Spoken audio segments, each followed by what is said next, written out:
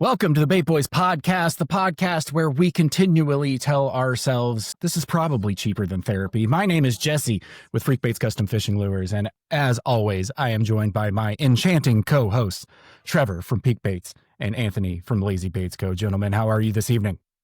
Good. Wow, I'm enchanting. Right? I like this one.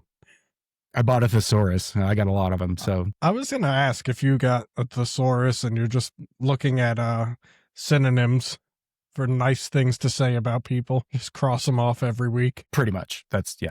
We're also joined by Tom from Saddletramp Bait Co. Tom, thank you so much for being here. How are you this evening? Good, guys. Thanks for having me. I'm excited to get back into it. Dust off this crusty old mic and chat a little bit about what's been going on. And thanks for dusting it off. We're excited to have you. Anytime, guys. Thanks for taking time out of your busy days to waste it with me tonight. Yeah. We've got nothing better to do. What are we going to be like, making baits or something? Yeah, this is way more fun. But we're going to have more from Tom here in just a second. But as always, we have a couple of housekeeping items that we need to address before we jump in. First and foremost, from our announcements, I want to say that a big thank you to everybody that's been joining the live chats during the premieres on Sunday evenings. It keeps getting bigger and bigger. I mean, even recently, we had the man, the myth, the legend himself, Trevor, joined for the first time ever for the episode that he was on, that he was pretty much featured on. He was the star of. But he joined and hung out with us, and we had a good group. And we've always got our diehards, but it seems like we have somebody new jumping in, or a couple new ones jumping in every week. And I just want to say, on behalf of all three of us, that if we can get the number of live viewers up, I think we will have to do eventually a live episode. I've been pushing for it, but I agree. We'll wait till we get a real good crowd to laugh at us. Exactly. So if you're watching this now and it's not Sunday night and it's not premiering live, clear some space on your calendar for next Sunday, because if we can get those numbers up, I think there's a good possibility that we may do our first ever live episode. But, with only a handful of people, not that they're not great people and they're not worth it, because they absolutely are. We love our diehards. But I just think it'll be a lot of fun if we can get 50, 60, 100 people in there. I think that'd be pretty cool. I may be dreaming, but we'll see. It's possible. Join us for the live It premieres every Sunday night at 7 p.m. Eastern time. That's the only announcement that I have. Do you fellows have anything that you want to bring up before we begin? I got nothing. I have something. Nothing? It just came to me. I'm feeling pretty enchanting right now. You are enchanting. You're always enchanting, Trevor. Is that the announcement? That is the announcement. Perfect. All right. What do you need? Nothing. I've never been called enchanted, and now I feel enchanting. Or enchanted. Hey, I wouldn't have said it if I didn't mean it. So. Well, I feel it now. All right. Well, we are definitely going to jump into not jump into our guest. That's a weird way to put that. We're going to jump in with our guest here in just a second. But first, we have our giveaway of the week, which this week is sponsored by none other than Saddletramp Bait Co. Tom is sponsoring this week's giveaway, and he's got a few items that he's going to put up there for you to have the chance to enter to win. So, Tom, you want to show us what you got? Yeah. Actually, I figured to try to make peace with my bass friends coming in as a muskie guy, I'm going to be giving away bass stuff. I'm not going to try to pawn my muskie stuff on you like I'm some Jehovah's Witness, giving out muskie baits. I'm going to give you back. I'm going to give away bass stuff. It's a little Ned kit. There's 8 different colors of Neds. I think 8 or 10 of each, and then a little variety of weedless Ned head in there. I don't know if you can see. And some stickers and stuff. And then I made a little cheat sheet here to show you what the colorways are on the website, because they're all official colors that I've been making and catching fish on, and kind of my favorites and my customers' favorites from the past year. And it's probably I don't know, let's see, 1, 2, 8 times 30 or 40 bucks of value stuff, maybe a little more, and comes in a little Plano box. So if you're not a Ned guy, you can give the Neds to your friend and use the box. That's awesome. That's I awesome. love the cheat Yeah. sheet. What's in the box? Yeah, I did That's my a- little, yeah. got Brad on there too, up in the corner. What's in the box? Yeah. That's awesome. Very Well, cool. thank you very much for being willing to sponsor this week's giveaway. And if you want to win the giveaway, here's what you need to do. Right now, there is a pinned post on the Bait Boys Podcast Instagram. That pinned post will show off the baits, will let you know what exactly you're getting. And all you have to do is make sure that you're following both Saddletramp Bait Co. and the Bait Boys Podcast, and then tag as many people as you possibly can in the comments. Each tag equals 1 entry. So this is airing on Sunday. The following Friday, you have until the following Friday to enter the giveaway. And then we will announce the winner in our Instagram stories on the following Saturday. Since we're recording these next few episodes out of order, I have no idea what date that's going to be, but I'll put them in the description below so you can check there to make sure that you're getting the right dates. But yeah, airs on Sunday. You have 1 week to enter. You have, well, less than 1 week until Friday to enter. And then Saturday, we will announce the winner. But yeah, thank you again to Tom and Saddletramp Bait Co. for that's an awesome assortment of Ned heads. And Yeah, thanks, man. I will say your peace offering is accepted on behalf of the bass community. Who doesn't love a Ned? Yeah. There's just, they always get bit. They're Like, cheating. Yeah, they're little cheating yeah, bait, but they work. They always get bit. You Yep. can hand it to a kid. My they're gonna get girlfriend bit. throws Like- them. There was, Yeah. You know what I saw? Like, it was a study where they like used a craw style bait and then used a craw style with no legs, and the no legged one was more effective. So it was kind of like showing that the like realistic isn't Flare as doesn't, yeah. like it was just a simple like a Ned. Just they don't want all that flare. Well, what good I don't know how true it foreshadowing, is, man. That's but- you're getting ahead of me. I'm not going to get ahead of myself here, but I'm not in that. All in due all time. things, All in yeah. due time. Awesome. Well, again, we are joined by Tom from Saddletramp Bait Co. Tom, thank you once again for being here and for sponsoring the giveaway this week. Why don't you tell our audience a little bit about yourself and what it is that you do? Well, like you said, I'm Tom. Tom Van Atta. I live just outside of Pittsburgh, PA, in a little town called Irwin. I was trying to think of like some fun facts about Irwin for you guys, and the only thing I could think of is that we have the Big Mac Museum, which is like a fancy McDonald's because the Big Mac was like invented around here, I guess. So that's Irwin, PA. But it's like little the boonies outside of Pittsburgh, pretty much. Like I tell people Pittsburgh when they ask where I'm from, but yeah. And I got into fishing as like a little kid. A neighbor actually kind of got me into it, and my dad and my parents facilitated it. Like my dad was never much of a fisherman, but he did it just because I got into it, and it stuck with me my whole life. It's like one of the things that, like, I played baseball, I played basketball, I did lacrosse for a little while, football, and they all kind of went away. And fishing's the one thing that I did like the whole way through life, and it stuck. It like went away for a little in college, but then it came back, and it just stuck. And, like most of my life, it was kind of just like I really didn't know what I was doing. We were just having fun. Like we were doing the pond hopping thing. Like me and my dad would go just like worm dunking, and like we just catch what we catch, and pretty much everything died. Everything went in the freezer, and it was just like, it was like one of those things. But then like after college, I really like kind of dialed in and got serious about it and started getting technical with it. And that's like when kind of like right about the time I found muskie, and it all went from there. And it just kind of spiraled. Some would say downhill, I guess. I would say uphill, but my girlfriend would probably say downhill. I'm sure. Yeah. That's fair. That's fair. So are you a full-time bait maker, or do you have a day job too? We well, all have three have day jobs. So yeah, I we're mean, not- you could say like I work full time, but I don't make full time money with it. Like I spend way too much time doing it, and I should probably make more money doing it. But yeah, I have like another job. I work for myself. Believe it or not, ironically, I do graphic design just like Perko. Nice. Oh, Yeah, so that's my full time, and that's my full time. That's what makes the full time money, and that's what I did previously before bait making. But I'm trying. It'd be cool if this went full time. I'd really like it too, but it's just not there yet. Do you I do think that's the graphic dream. design for yourself?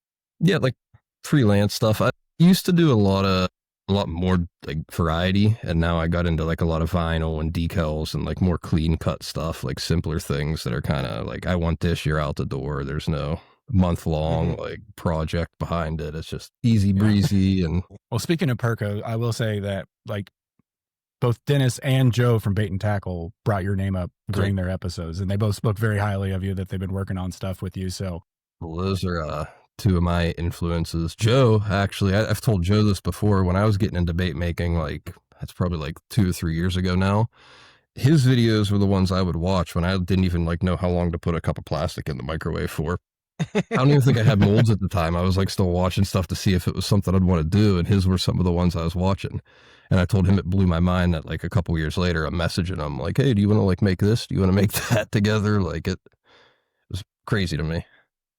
Yeah, both of those guys were great, and we're glad to have them on. So the next natural step, they both brought you up. So I'm like, hey, let's figure out what that's really cool. Saddletramp guy is all about. So I'm glad awesome. I'm glad you agreed to come on, despite I know you've watched some episodes. Yep. So thank you for still being willing to join us. No despite problem. all that. And Perko, that's the guy that likes people to ask him for free stuff, right? Like he deals out the free things if you message him. Always, yeah. Yeah, I thought so. He's always given TikTok kids free stuff. Yeah. Last time It's I gave him insane. a sob story, I told him my dog died, and he sent me all kind of shit. And that's, I got to think of a new one. It's crazy. Poor Dennis. Dennis is a Just kidding, Stella. Dennis. He's never going to talk to any of us again. Prices just went up. They just doubled.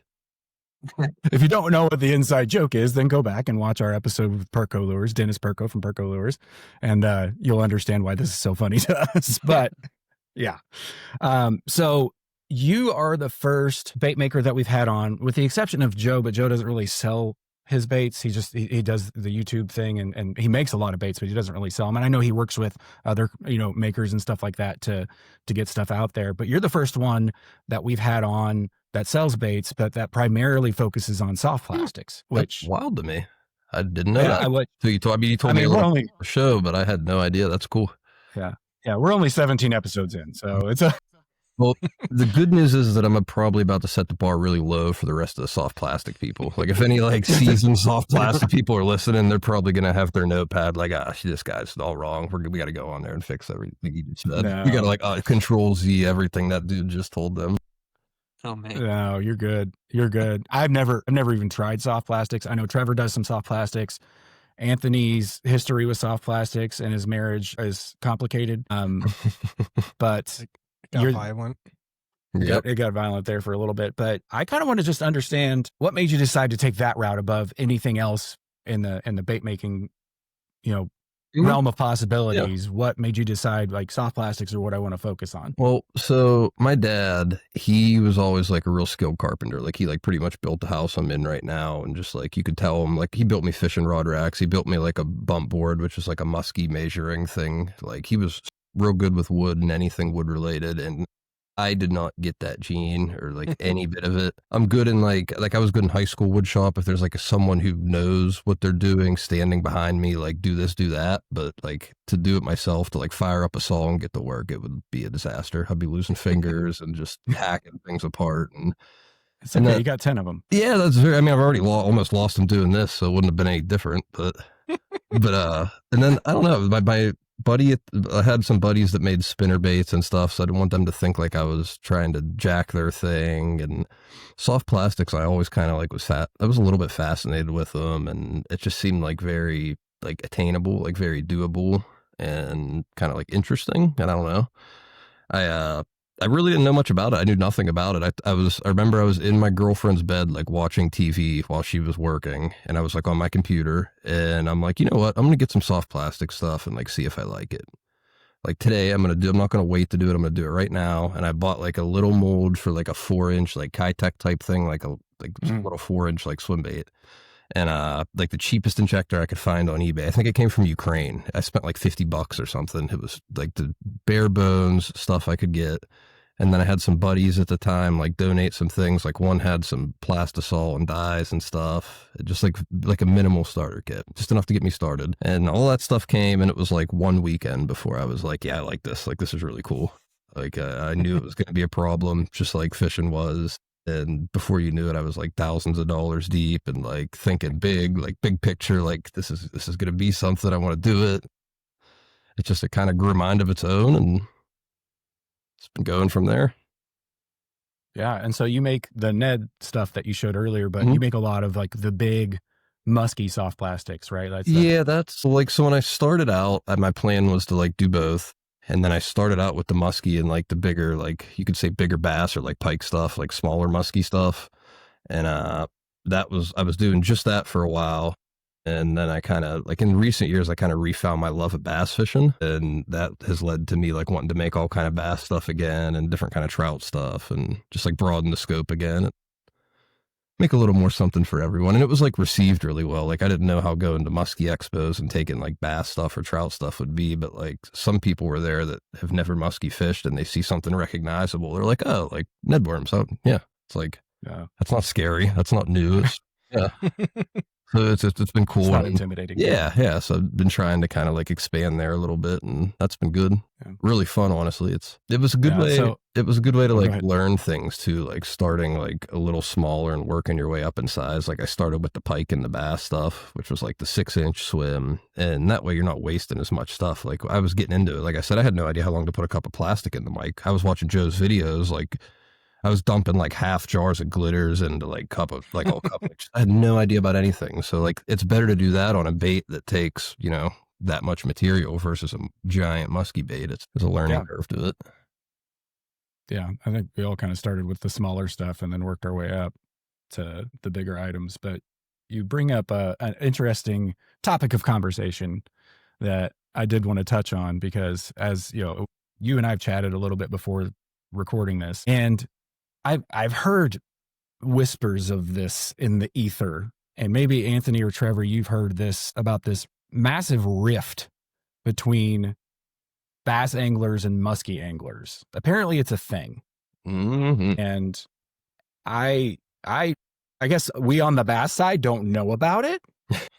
We don't know. I mean, I didn't. I had no idea. I have bass buddies like kind of stand off of muskie guys, and it's like, I don't know. Because I mean, personally, I think muskie fishing's cool. Like that's awesome, man, and it is. It's just like I've never done it, but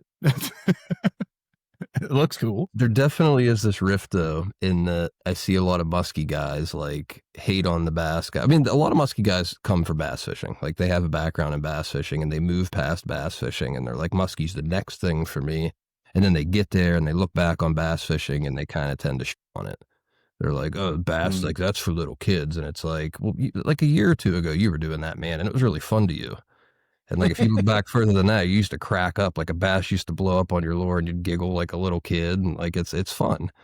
And like, I'm not innocent of it. Like I used to be that way too. Muskie has a way to do that to people. I even heard Perko say it in the last episode. He's like, if you want to catch muskie, it's like muskie, muskie, muskie. And a lot of people get into it and that's where their head goes. And that's good. Like that, he's not wrong. Like if you want to catch more muskie, the way to do that is keep your lures in the water and you're going to catch more muskie. And but people will like take that to the extreme and they like tend to forget like why they got into fishing and why they love fishing. And I see this hate over and over again toward bass guys. And I'm like, if you would get along, you would learn things from each other. Like if you would get along with the bass guys, you'd learn things like you'd like go fishing with a bass guy, you'd get more accurate casting. You'd learn some new knots. You'd learn like some little rigging tricks with your baits. Cause like all muskie stuff it's big bass stuff. Like 99 out of 100 muskie lures came from bass, like the bass background. So if you watch like, there's so many times I'm watching little like bass hack videos on YouTube thinking like, oh, you know what, that would work on like X bait or Y bait, like this muskie lure, like just it's bigger. I didn't know we were so hated. I'm sad. I'm sorry to be the bearer of bad news that nobody. It's not everybody. Nobody likes us. Like I said, don't get me wrong. It's not every muskie guy hates all bass guys, but it's a prevalent thing that I hear a lot of. And like I've participated. I'm not innocent of it. I used to do the same thing. Like for the longest time, I'd think my local Cabela's and stuff was like useless to me. I'm like, all they got's like bass stuff. What do I care about going there for? Like I'm a muskie guy. It's like, yeah, well, I hate trout guys. We all gotta get along. Bad news is I'm a trout guy too. I'm an everything guy. I'm a bluegill guy, a trout guy, a crappie guy, and a muskie's just like another one of the flavors for me. That's how I feel about it. I want to catch anything. That's exactly, man. Yeah. I'm stoked to catch a 4-inch bluegill. Like, I'm like, that's awesome. Cool. We go I despise fly fishing though. I tried it and I will, it's nothing against anybody who does it. But I hate it with every fiber of my being. Well, that's probably because I'm just too dumb to do it. That neighbor I told you that got me into fishing, his rule for me was that he would teach me like how to go fishing with gear and stuff, but I had to learn the fly rod first. So I have like vivid childhood memories, like 5, 6 years old in his yard with a hula hoop and a fly rod, like trying to hit this hula hoop from like, probably like 5 feet away. In my head, it felt like I was a mile away. I probably could have like dropped it in the hula hoop, but he made me learn that before he'd teach me like a spinning rod or a push button rod or. Don't people fly fish for muskie? They do. I have a lot of buddies that do. Really? Yeah. I can't imagine it. I don't even know how that would work. It's not so. They're big flies, right? Yeah. Yeah, they can be. It can be a really effective thing when, like, a lot of musky lures are traditionally like bigger and heavier. And if you're in like small creeks or like small rivers, like the fly guys can like really have the upper hand. If it's a good fly guy that knows what he's doing, he can really have the upper hand. Some of those smaller, skinnier. I'd like to try fly fishing. So I saw this one kid at my lake the one time, and he was just every cast bringing in a bluegill, and you could see like he was just having so much fun standing there from the shore, just back and forth, hits the water, boom, bluegill, and then he's playing with it. And I'm like, oh, it looks kind of fun. Like, yeah, man. I mean, that's honestly like that's how I got into fishing, was doing stuff like that. Like they make those little poppers. Some people listening might know like the little panfish poppers for fly fishing. Like when I was little, I loved that on a fly rod. Like top water bluegill on a fly rod. It's just like you said, go catch 100 a day. Sounds fun. Feel like you're someone going home. You're like, yeah, I caught 100 bluegill. Little kid leaving the lake with the fly rod on my shoulder. Like I will go home with a line on my neck from the. Tied up, myself. Straight jacketed, yeah. No joke. Yeah, I tangle up. I get enough tangles with just conventional tackle. I can't imagine what I would like. What kind of mess I would make. Well, then with a fly rod. There's even like a step from like fly fishing to musky fly fishing. Like I'm competent with a fly rod. I can fly fish for trout, bass, like the smaller stuff. But then I have a buddy. Shout out Chris Raz. He came fishing with me. It was actually the first day I ever used my baits. He came with me and he was fly fishing and he was trying to teach me a little bit about I call it the slapstick. He was trying to teach me about slapping flies for muskie, and it's a lot different, man. It's like combining both. Cause like you said, the flies are bigger and heavier. It's not your little trout fly. It's like an object that you're swinging around. It's like an actual lure that you're like, it's a lot. It's a workout. Fly. It's a deadly weapon at that point. It is. Yeah, man. It's got a 1 ounce hunk of lead with a hook on it and some feathers. It's big here where I'm at. What is fun is where I live, we have a couple of trout parks, and I'm kind of equidistant between the two. What's a lot of fun is to go to one of those trout parks and step up next to the guys who are fully kitted out in their waders and their hats, and they got flies all over them, and they're just making perfect casts. And then I throw my spinning rod with a rooster tail in there and immediately catch one. Like there is some satisfaction in that, because there is a bit of, at least around in my area, there's a bit of elitism when it comes to fly fishing. I don't know if everybody else feels that way, but that's like I got no problem with, it's just like muskie guys. I got no problem with muskie guys. Why are you treating me like I'm lesser? Yeah. I'm not whipping a stick around with a ribbon on it. Like, it's like, why am I the bad guy? I'm not innocent of that either. I make a little trout worm, like a 3-inch trout worm. And if any of my trout guys listen now, they know like the trout worm's just on trout. They're probably not listening anymore now that I said that. But. Probably, yeah, they just clicked off. They probably clicked off when they heard I was a muskie guy, but for any left, but they know how deadly that little worm is, and I do get some satisfaction out of just like stepping into a hole with some fly guys, just how you doing, and just bang, bang on the trout worm, and just watching them like, what is he using? Like, what? Yeah. It is. But no, I like my fly guys. And to your point earlier, it's like, if we could all just get along. Yeah, there's something to learn. And work together. There's something to learn from everybody. So that's our message for this episode, is whether you're a muskie guy or a bass guy or a trout guy or a bluegill guy. Love. Like, let's all just be friends. Let's all learn from each other. Except saltwater guys. Except saltwater. Forget those guys. No. Just kidding. Or I am. I don't know if Anthony is. You never know with him. I'm going to try saltwater fishing. I'll see. Maybe I'll be a saltwater guy. And I'll never talk to you again, Jesse. Like he doesn't know anybody. Yeah. Oh, shucks. My rod's crossed by now. I don't know you peasants. Oh, Peasants. shucks. I use Stella. Oh. Yeah.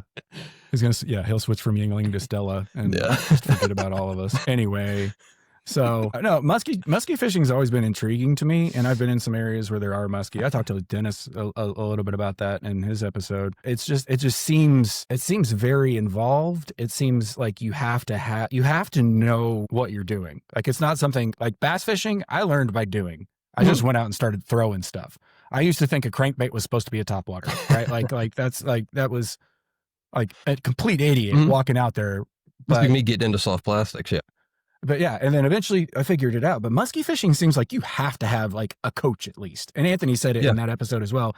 You almost have to have somebody go with you that knows. That's the good way. That's the smart way to do it. What they're doing. Yeah. But can you expand a little on that for us sure. that have never really been successful in the muskie game? I mean, like you said, that's a really good way to do it. I mean, go with somebody that knows what they're doing. Something like one of my muskie pet peeves is I see not all guys, but some guys get into muskie fishing like with no fishing background whatsoever. They see like a picture online and they're like, I want to catch one of those. They're big. Like, I'm going to go do it. And they go out there and they try to do it. And like, it's like power to you. That's great. Like if you're going fishing, like cool. I applaud that.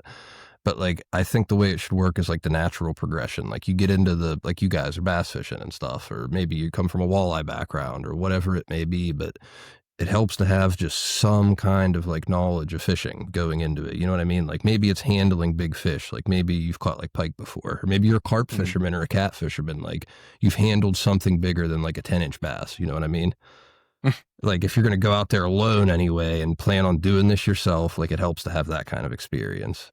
And there's a lot of new guys that'll get into it and they don't have the proper equipment or the proper tools. And you hear how that's not good for the fish or the fishermen really. And that's another tough one. So that helps to have someone with you that has those tools, has that knowledge, how to handle the fish, how to unhook the fish, you know, how to hold the fish. Because that's a whole dilemma in itself. I take a lot of my buddies like pike fishing before we go muskie fishing, and they'll go to take a pike out of the net and they're all like backwards on this pike, like trying to lift them. Like, you've never held one of those before, have you? They're like, like teach me. I'm like, that's great. Like, it's better to learn on a 20-inch pike and do it 15 times in a day than go out by yourself and be struggling with a muskie, or even worse, a big old muskie, a big 50-incher that's 20 years old, and then end up killing it because you didn't know what you were doing. It's like a sucky thing, and it's happened to a lot of people, and it's preventable, kind of. Like if you really, you know, prepare yourself or go with someone who's prepared. I feel like it's a different league of fish. Like I can catch a bass and skip it across the top of the water. Like I just my drag is just fully locked. And I just hook it and skip it across the water to my kayak and just like lip it and throw it. But you hook into a muskie and it's like, it's going to be a long fight probably. Sometimes. And then you get it back and like, what do you do with it if you don't have a big net or some long needle nose pliers to get a hook out of its mouth that has giant sharp razor blade teeth? Like, another big one, or a lot of guys, like new guys that'll go, they won't have them, or hook cutters. Like that's something that you don't take bass. You don't really take hook cutters bass fishing. And if you do, they're just like the cutters on your pliers. Like they're not like bolt cutters to like cut some like real like split rings and hooks. And those are important because a lot of the time, like you see these lures and they're so big, but then you see a muskie's head and it's like, it's way bigger than the lures are. And these fish hit these lures and in one gulp, it's like a bass when they hit like a frog, like one gulp of water, that frog's gone down their throat. And it's the same with a muskie. One gulp of water in that 10-inch crankbait's gone down its throat.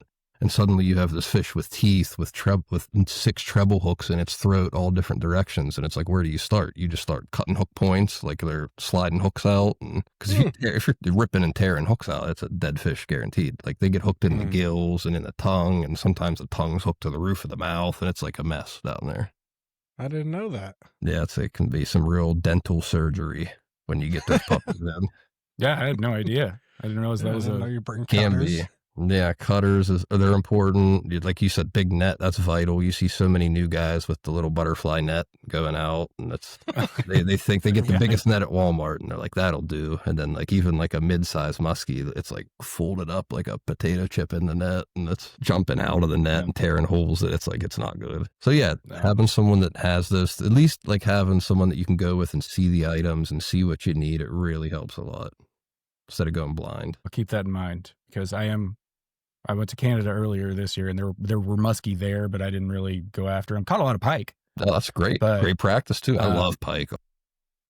And they hit so hard. They hit like a jackhammer, and it's even the little ones. It's crazy. Pike's like a muskie that always eats. They always cooperate, pretty much. Yeah, great. Yeah, and but there's muskie up there. I would like to go after them. The next time I go up, but definitely should. Maybe I'll pick your brain. Yeah, offline at some point. Happy to help. See what I should be doing, but no, that's great. And yeah, muskie fishing, bass fishing, like it's all fishing, right? Different approaches, different interests. So let's all be nice. Yeah, it's not hard. And that's the guy that just found out that there was this one-sided hate. You said there's bass guys that are like that too. Yeah, I've heard. So I have bass buddies too that look at muskie guys as kind of like the snobs of the launch ramp. Like he's like when I go bass fishing with some of my like good bass fishing buddies, they like don't really want to talk to the muskie guys. They're like, he has like nothing to offer me. Like he doesn't, like he doesn't care about me and what I'm doing, and I don't care about him and what he's doing. It's like, just say hi at the launch ramp. Did you catch any today? Like, how was your day? I'm Tom. So they're just like reciprocating the animosity. They feel like they're already on the low end of the conversation, so they're just not choosing not to have it. That makes sense. Yeah, I think that's how I perceive it anyway. I think. Yeah. Well, again, you've opened my eyes to an entire realm of drama that I didn't even know existed. So that's good to know. It's there. I hope I didn't like start it. I hope I didn't like make no. No, we're here to offer an olive branch to all of our muskie guys out there. We want to be friends. Yeah. So no, you started the healing process. That's what you started today. You started the healing process. Teach me. Great. Well, let's switch gears a little bit. Because we are obviously, in case anybody here didn't know, we're on a podcast right now. We are. Yeah, it's news to everyone. And Tom, you used to podcast for a while, if I understand correctly. Can you kind of talk us through what that experience was like for you? Because how many years did you end up doing it? That's a great question. I couldn't give you an exact number. Maybe I'd say 3, 4, 5, maybe somewhere in that ballpark. I don't know. It kind of like blends together, but we'll say 100-ish episodes. Okay. Ish. Yeah. So a lot of experience and good, bad, and ugly. Yeah. So do you mind talking us through what that was like for you? Yeah, man. I mean, we started, I don't know. Did you guys know each other when you started? Were you strangers or buddies or? I think I knew both of them. Jesse knew me and knew of Trevor. Okay. So a little bit. Jesse asked me and suggested I asked Trevor, and then that's how it all started. That's pretty much how ours started too. Yeah, it was one guy knew the other guy, and then we end up in a group message bullshitting about fishing, and someone one day probably made the comment we should have a podcast, and it didn't go anywhere, and then someone said it again, and it didn't go anywhere, and then finally probably the 10th time we're like, all right, yeah, we'll do it. Let's do it. Let's do a podcast. And I remember the first episode I didn't do because it was a combination. I was not sure if I wanted to do it, and I was really nervous and anxious, and I'm I don't know if I can do this. It's freaking me out. And so I sat the first one out, and then the second one they talked me into doing it, and it was great. The first probably dozen or so maybe were just us. It was total nonsense. I mean, there was nothing to gain from probably the first handful of episodes we did. It was just a total waste of time, but it was a blast, and people loved it, and they some people knew us, some people related to us, and it gained a little steam locally, and we started getting some guests, some muskie lore. It was strictly muskie. I was the one oddball of the group that wanted to be multi-species. I'm we got to have trout guys and bass, and they're screw you, no, absolutely not, muskie only. Purkis said muskie. I'm okay, whatever. So we had some, we had a lot of local lore makers, muskie guides, people like that, and that was awesome. And then it kept gaining steam, and I don't know if you guys know Joe Cermelli. Yeah, he's a like I do. podcaster, media guy. He was a writer for Field and Stream, but we had him, I lined him up somehow. It was in between like when he was doing bent and cut and retie, he had like a little dead time. And that hiatus there, yeah. Yeah. So I got him on, and that was like the peak of my podcasting career. That was the only podcast I made like notes for, and like I had like a freaking like PowerPoint open in the background on my computer, like with an outline. Like I was like, so, because I've been a fan of him for so long. And then we had Joe Bucher. He's like another big fishing name on in the muskie world. A lot of like big people started coming on, and that was like really fun. And it was really good for like a couple years. Like would do expos and stuff, just would literally how we would do an expo. Like now, like looking at it as a lure maker going to expos, it was like kind of almost insulting to them in a way. I feel like making lures, you put so much work in time. And like we put a lot of time into our podcast and work, but would show up to these expos with like a cooler of beer and a banner and just like plop our butts in lawn chairs and be like, it's our booth. Like we're here. Like, come on, boys, like bring it on. Like, and it was great, but that was cool though. It was really fun. And we met like tons of people, and it gained a bunch of steam that way. And one of the guys made lures, and I think I started like making grubs for his baits and stuff like during the podcast. And that was like one of my first experiences selling lures at a show. We can get into that later, but it took me like a lot of places. And honestly, it like ultimately led me kind of to lure making. Like all the people I met, like I was hearing all these soft plastic guys and all these like, and they're all talking about it. And it sounds so fun. And I'm like, yeah, maybe like now's the time. Like, what am I waiting on? Like, so it kind of pushed me into doing that too. And I don't know, like over time, I guess like all good things kind of can come to an end. Like it didn't start, I don't know, it kind of gained a mind of its own. It kind of got a little like, I hate to say culty, but it got a little like culty and like political, not in like a political election sense, like a political, like we're making like strategic moves to like cut some people out. And it just got weird. And it was never like how it started. Like those first 5 episodes I said that were useless, like that was when I got into it, kind of like fishing. Like how I said I got into fishing to watch like a bobber dunk and stuff. Like it just changed a lot, and I knew it was like time to get rolling and focus on the baits. And I kind of made my escape or my exit from podcasting and leaned entirely into the baits. And that's kind of where I've been since, just huffing rubber fumes and burning myself and breaking microwaves. And yeah. How many microwaves have you gone through? Well, oh man, that's a sore wound right there. Oh, oops. I had two that they were going strong. The first ones ever. My buddies, I didn't have to buy them. After I realized how freaking expensive microwaves are, I like rounded 2 up from buddies that were throwing them out. And they've been lasting me 3 years. And like 2 weeks ago, or maybe even last week, both died. One died, and I'm like, okay, cool. I got one microwave. And I went the next day, and I got a cup of plastic that's done, and I got to open the door, and the thing's locked, and it wouldn't open. I'm like, great. They go both. This is morbid, but it's kind of like those elderly couples that like whenever they both die. Everyone dies shortly after, just because like I can't do this anymore. Yep. Your microwaves are like an old married couple. They both went. So I had to go to Target and buy 2 microwaves. I was so mad, but we're living large now. 2 brand new microwaves. There you go. Yeah. Target microwaves too. Well, Target had the deal that day. They had the best sale out of Target and Walmart. That's another fun fact about Irwin. We have a Target and a Walmart directly across the road from each other. So take your pick. Direct competition. Yep. They don't mess around in Irwin. Yeah. So again, I'm completely ignorant to the soft plastic game. I've done some silicone stuff, never any soft plastics. Okay. Is there like a dialing in period for a new microwave? Like you got to figure out its quirks kind of, because there's certain things that I like tools, and I'm like, you got to figure this out before you go ham with it. Is a microwave and a soft plastic the same thing? For sure, because some microwaves are like lower power than others, like lower wattage, and your cook time will be totally different. Like 1 cup of plastic. Like here's an example. I had a real high powered one of the ones that died. So 1 cup of plastic took like 2.5 minutes in that. These newer ones I got are kind of like your college dorm, like half-ass microwaves. So it's like 4 minutes per cup.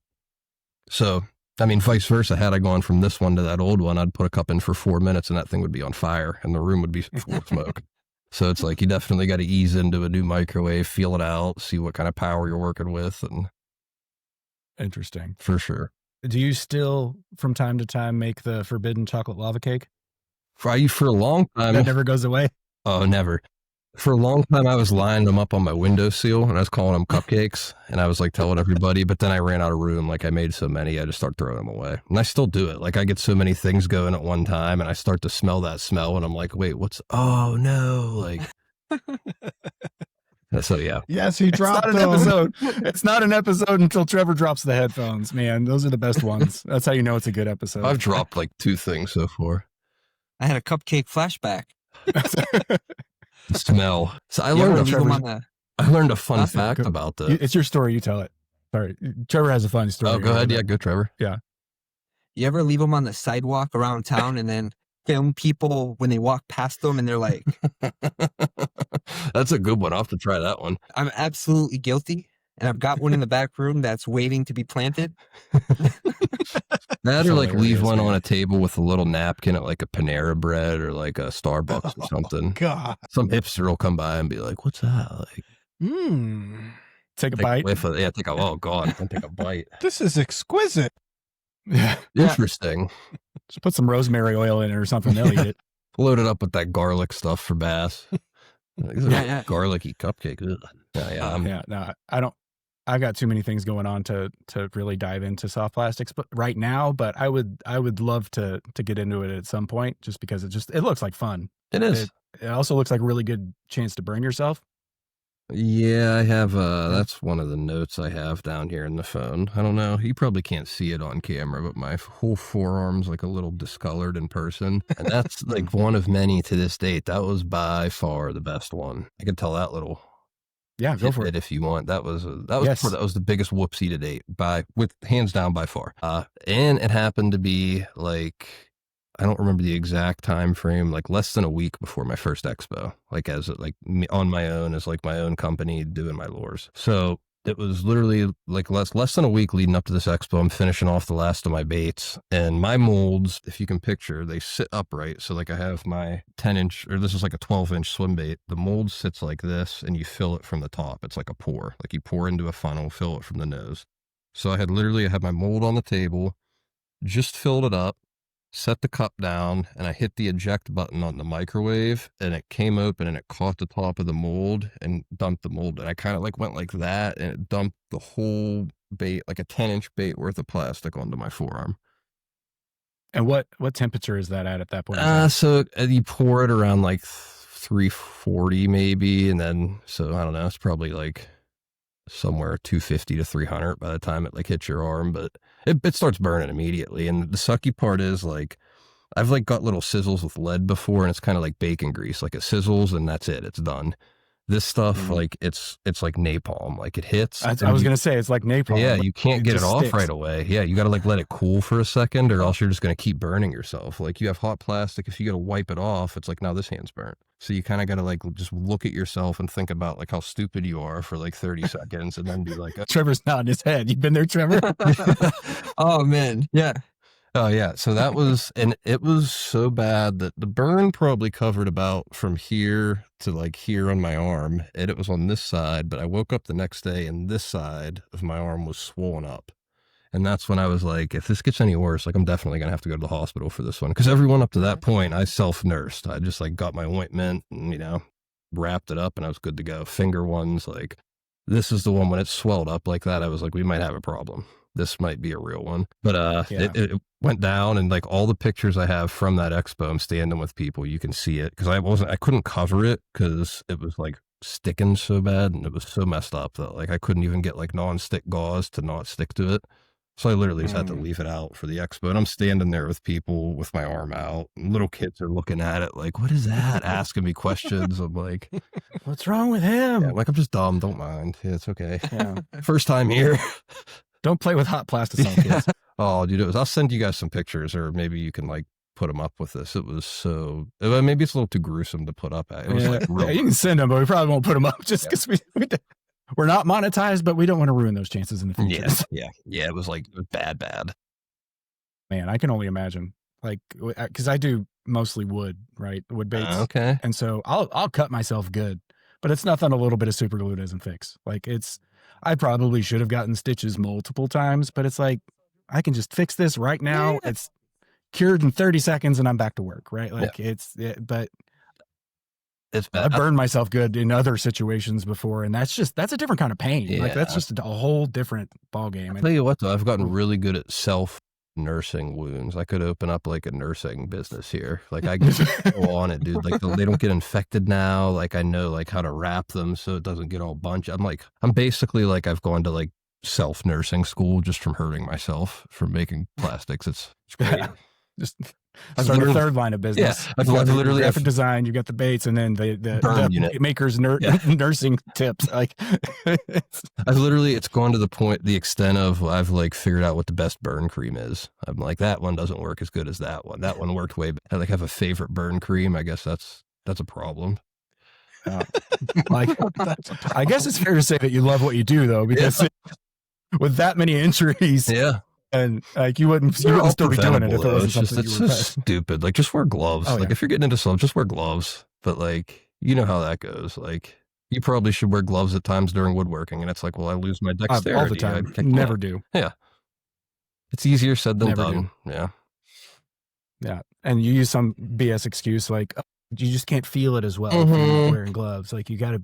There's a touch to it. There's a finesse, and you can't do that when you're wearing gloves. Yeah, right. These are lies I tell myself Same because I'm too lazy to go put gloves on. But I even no, bought get it. myself the nice gloves, like when I was starting out getting, because like I said, I had nothing. So I had to get microwaves, gloves, everything. I like went to Harbor Freight and I got like the nice ones. I'm like, if I get the nice ones, I'll be more inclined to wear them, you know? They sit on, they're getting like spider webs on top of the microwave, like falling off the back of it. So don't do what I do. Don't do that. Don't be dumb. I want to jump back for just a second because there was one thing I did want to ask you that I forgot to while we were talking about it, and it was regarding the podcasting stuff. So we're obviously pretty, we got a few episodes under our belt. This is episode 17. So, and we're doing weekly, and we've been doing a good job of keeping up with that, except for that one little spot where Riverside screwed us. But other than that, we've been doing good with a weekly cadence. But as the new guys here, kind of in this space, do you have any advice for us going forward as far as like how to, like what things we should look out for, things we should, Definitely. steer towards or away from? I even had that in my little cheat sheet of notes here. Let me get to that. So the big I love one. a prepared guest. Oh yeah, man. I try. I don't like to bumble and look. I'm gonna look dumb, but I like try to minimize as dumb as I look. Look like I know what I'm You'll talking look like a about. genius compared to me. But yeah, so the big one, number one, get along. Like that's just like the theme of tonight. Dang Is it. get along. Like, granted, you're gonna have your disagreements and your fights, and that's just life. But in the end, just get along. Like it's not that big of a deal. Like just squash it and move on. Just like being in the boat. Like just whatever, say what you need to say, and then that's it. Make your peace, and that's it. Move on. Don't let it like roll on to the next episode. Like if maybe one of you guys, maybe Trevor said something to Anthony, don't like let it be the last week rolls into this week, and then this week, then just like let it live where it happened. And like if you got to talk about it, do it over like a call or don't bring that on to, because you'll get fans and stuff like that. It sounds stupid and it sounds bizarre, but like you will literally get like fans and people that like to listen. And like they don't know that's going on, and they don't want to hear that's going on, because like in their head, like you guys are like the three best friends that anyone could ever have, and they don't want to see you fight. Like just like, you know what I mean? Like it's like your favorite like celebrity couple. You don't want to see them break up. Like you don't want to see your favorite podcast buddies like get in an argument. So just like get along. Yeah, That's fair. Yeah. That's fair. and Yeah, Jesse. Listen, I only hit you because I love you. Aw. Thank you. And I know your potential, and it just makes me sad whenever you don't live up to it. So I resort to violence. It's fine. Anyway, next tip. boy, yeah, that's a big one. And then another big one: don't pick guests based off like politics or like who likes who and like who has beefs with somebody. And when I keep saying politics, I don't mean like who's like Democrat, who's Republican. I mean like don't pick like a guest because like Trevor's got a beef Trevor has a beef with someone, but like Anthony likes him, and it's like, just forget all that. Like, it's a podcast. They're lore makers. Like you have them, you know what I mean? Like, don't miss an opportunity just because one person doesn't like the person, or maybe you heard something through the grapevine. Like you're going to hear things. It's like, it's a small world. We're like a bunch of cheerleaders. Everybody talks about everybody. So just like, block that out, and just, you might find that like one of these people that you're hearing all these bad things about, like you might have them on and be like, wow, like they're a good dude and I like this person. Like after 2 hours of talking to him, they could change your mind. So I would say don't like leave all that beef and stuff back at where it belongs. And when it comes time to pick your guests, don't be like, you know what I mean? Don't pick and choose. Just obviously pick and choose, but pick and choose for the right reasons, not the right. No, I think we all agree on who we don't like at this up to this point. Perfect. So it's yeah, excellent. We won't name any names, but it's so we can avoid that one. Yeah, excellent. Anyway, and then the last one I had is don't take yourselves too seriously, but like remember you still have a responsibility, and like you have an outlet, and you are a voice, and like you can, if something is like wrong, you have like the platform to say it. Or if like, I'm trying to like think of an example, like if someone comes on, like spell their name right, you know what I mean? Like you're a podcast, it's a John, make sure it's Jon, not John, because like that guy's probably looking forward to this. Like he might have been like, some guys might not care, don't get me wrong, it might just be another night for him, but then you might get that kid that like this is like everything they've dreamed of and they can't wait, and then you put the flyer out and it's like you spelled their name wrong, and they're like, wow, like these guys, that's like a gut, and like you don't think anything about it, but to them it's like a gut punch. And it's like, you got a big responsibility if you have a podcast that takes off and it gains steam, and remember that. But at the same time, don't like get a big head. Be like, always keep that like little guy attitude for sure. That's funny with the John example, because wasn't his episode the one that Riverside screwed up and then it got postponed? And it was like, oh, it's releasing on this day, and he's telling people, and then it got screwed up because of Riverside. And then I was like, oh, I feel so bad. Like, because me and John are in a group chat with him and some other people. And then it's like, oh, now it's getting pushed back a week or two. He understands it's out of our control, but still, like you said, like, the stuff that is in your people control. come on and they're excited about it and they're telling people, and then it's, if we spelt his name with an H, because his doesn't have an H. Yeah. So he wouldn't have liked that. But luckily Jesse can read sometimes. On occasion. Yeah, occasionally. Yeah. On occasion. No, and I always panic about that stuff because I'm the one, I make all the he does all the graphics and stuff.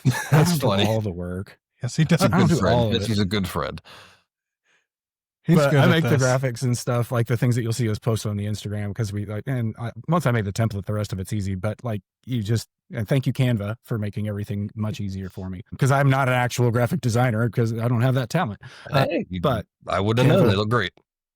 Well, thank you. But I always like, and anytime I'm doing the episode title when I'm uploading it to YouTube or to Spotify, it's like, okay, I got to make sure that it's the exact right spelling of the company name, the person's name, confirming all of them, it. have them type it out, say, take a screen. You know what I mean? Like it's funny you say that you make the graphics and stuff too. And like, cause that's what I did for a long time. I was doing the graphics. I was editing the episodes, usually writing the episode descriptions, and that like at first I like took a lot of pride in that. And then after a while that started to like piss me off a little.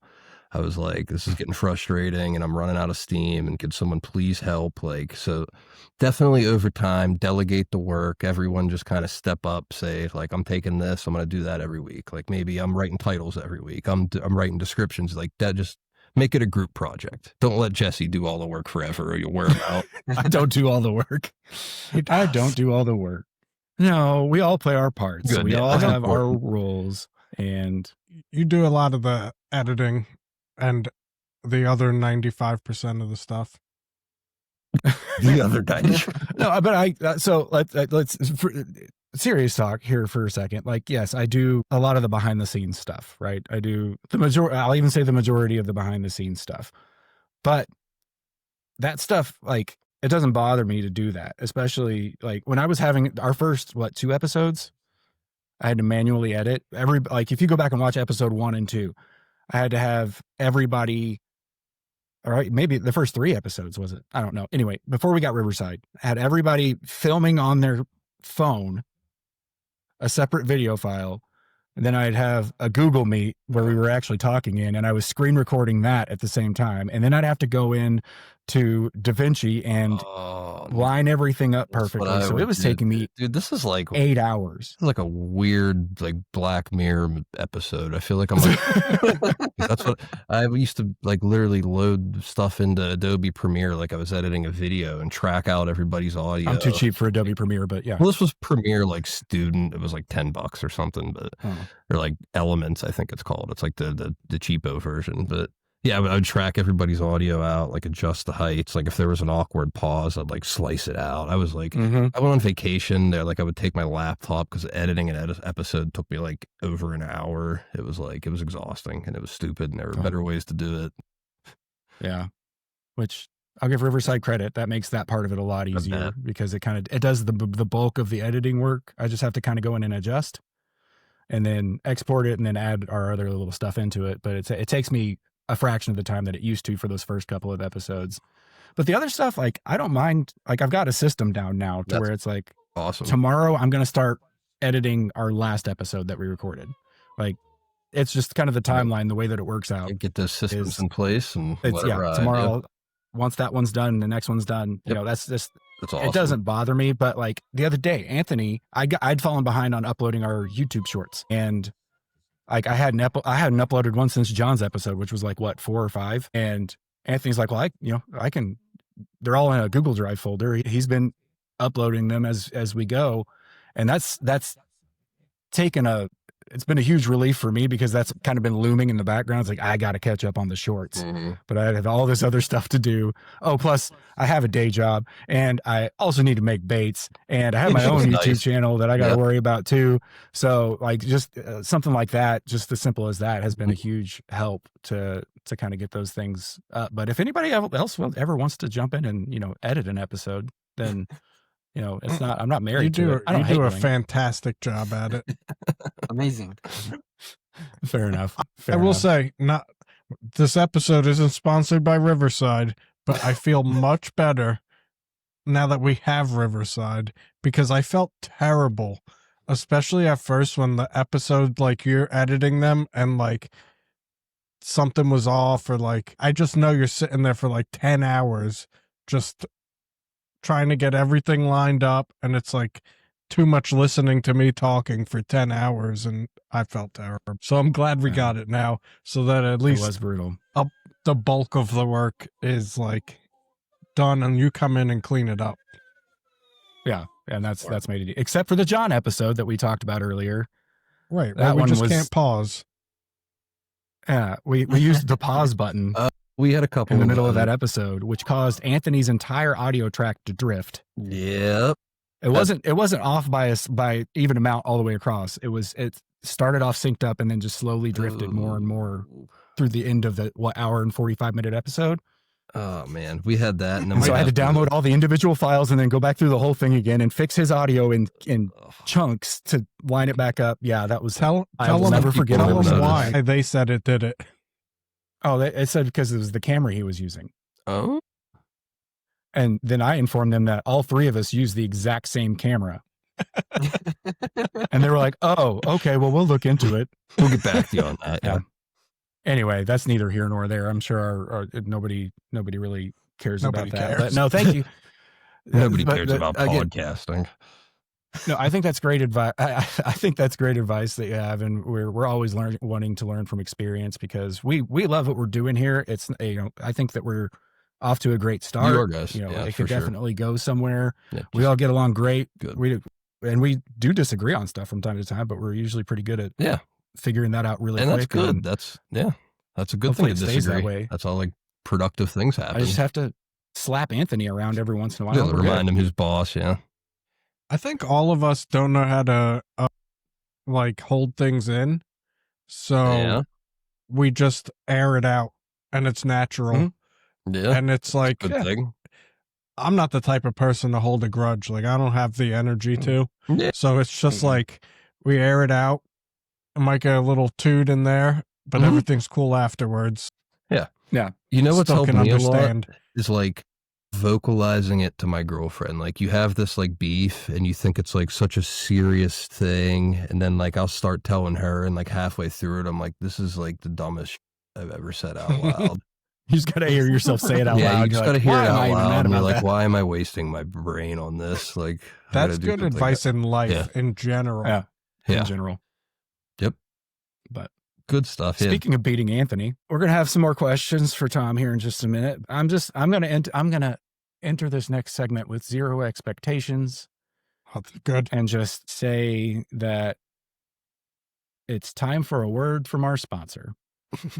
Hi, I'm Dirk Stitt, founding partner of Stitt and Wobble. We're proud to announce our latest financial innovation in the world of angling, Lure Guard Elite. Because if you lose a lure, someone else should pay for it. Eventually, maybe. How does it work? Simple. You pay a modest monthly premium, which goes directly into our tiered redistribution incentive pool, TRIP for short. As more anglers join, your claims are paid. With the good faith expectation that newer members will keep the pool growing, it's basic fish economics. It's not a pyramid scheme, it's a tackle triangle.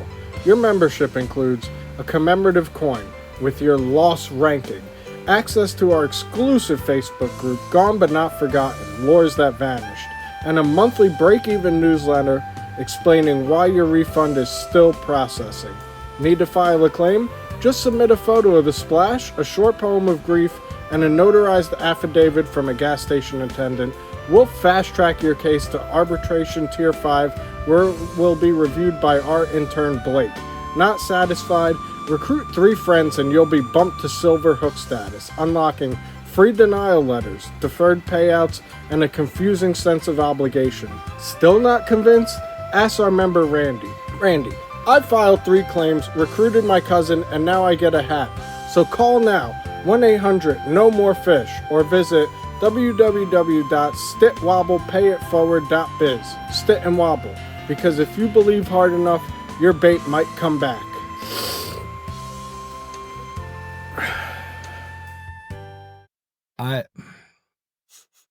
Wow. Seems You legit. don't like it? is one way to put it. For coming into this with no expectations, I somehow still ended up disappointed. Disappointed? But But think of the opportunities. It sounds like a It's great like- thing to have if you in one of those $500 Perco lures.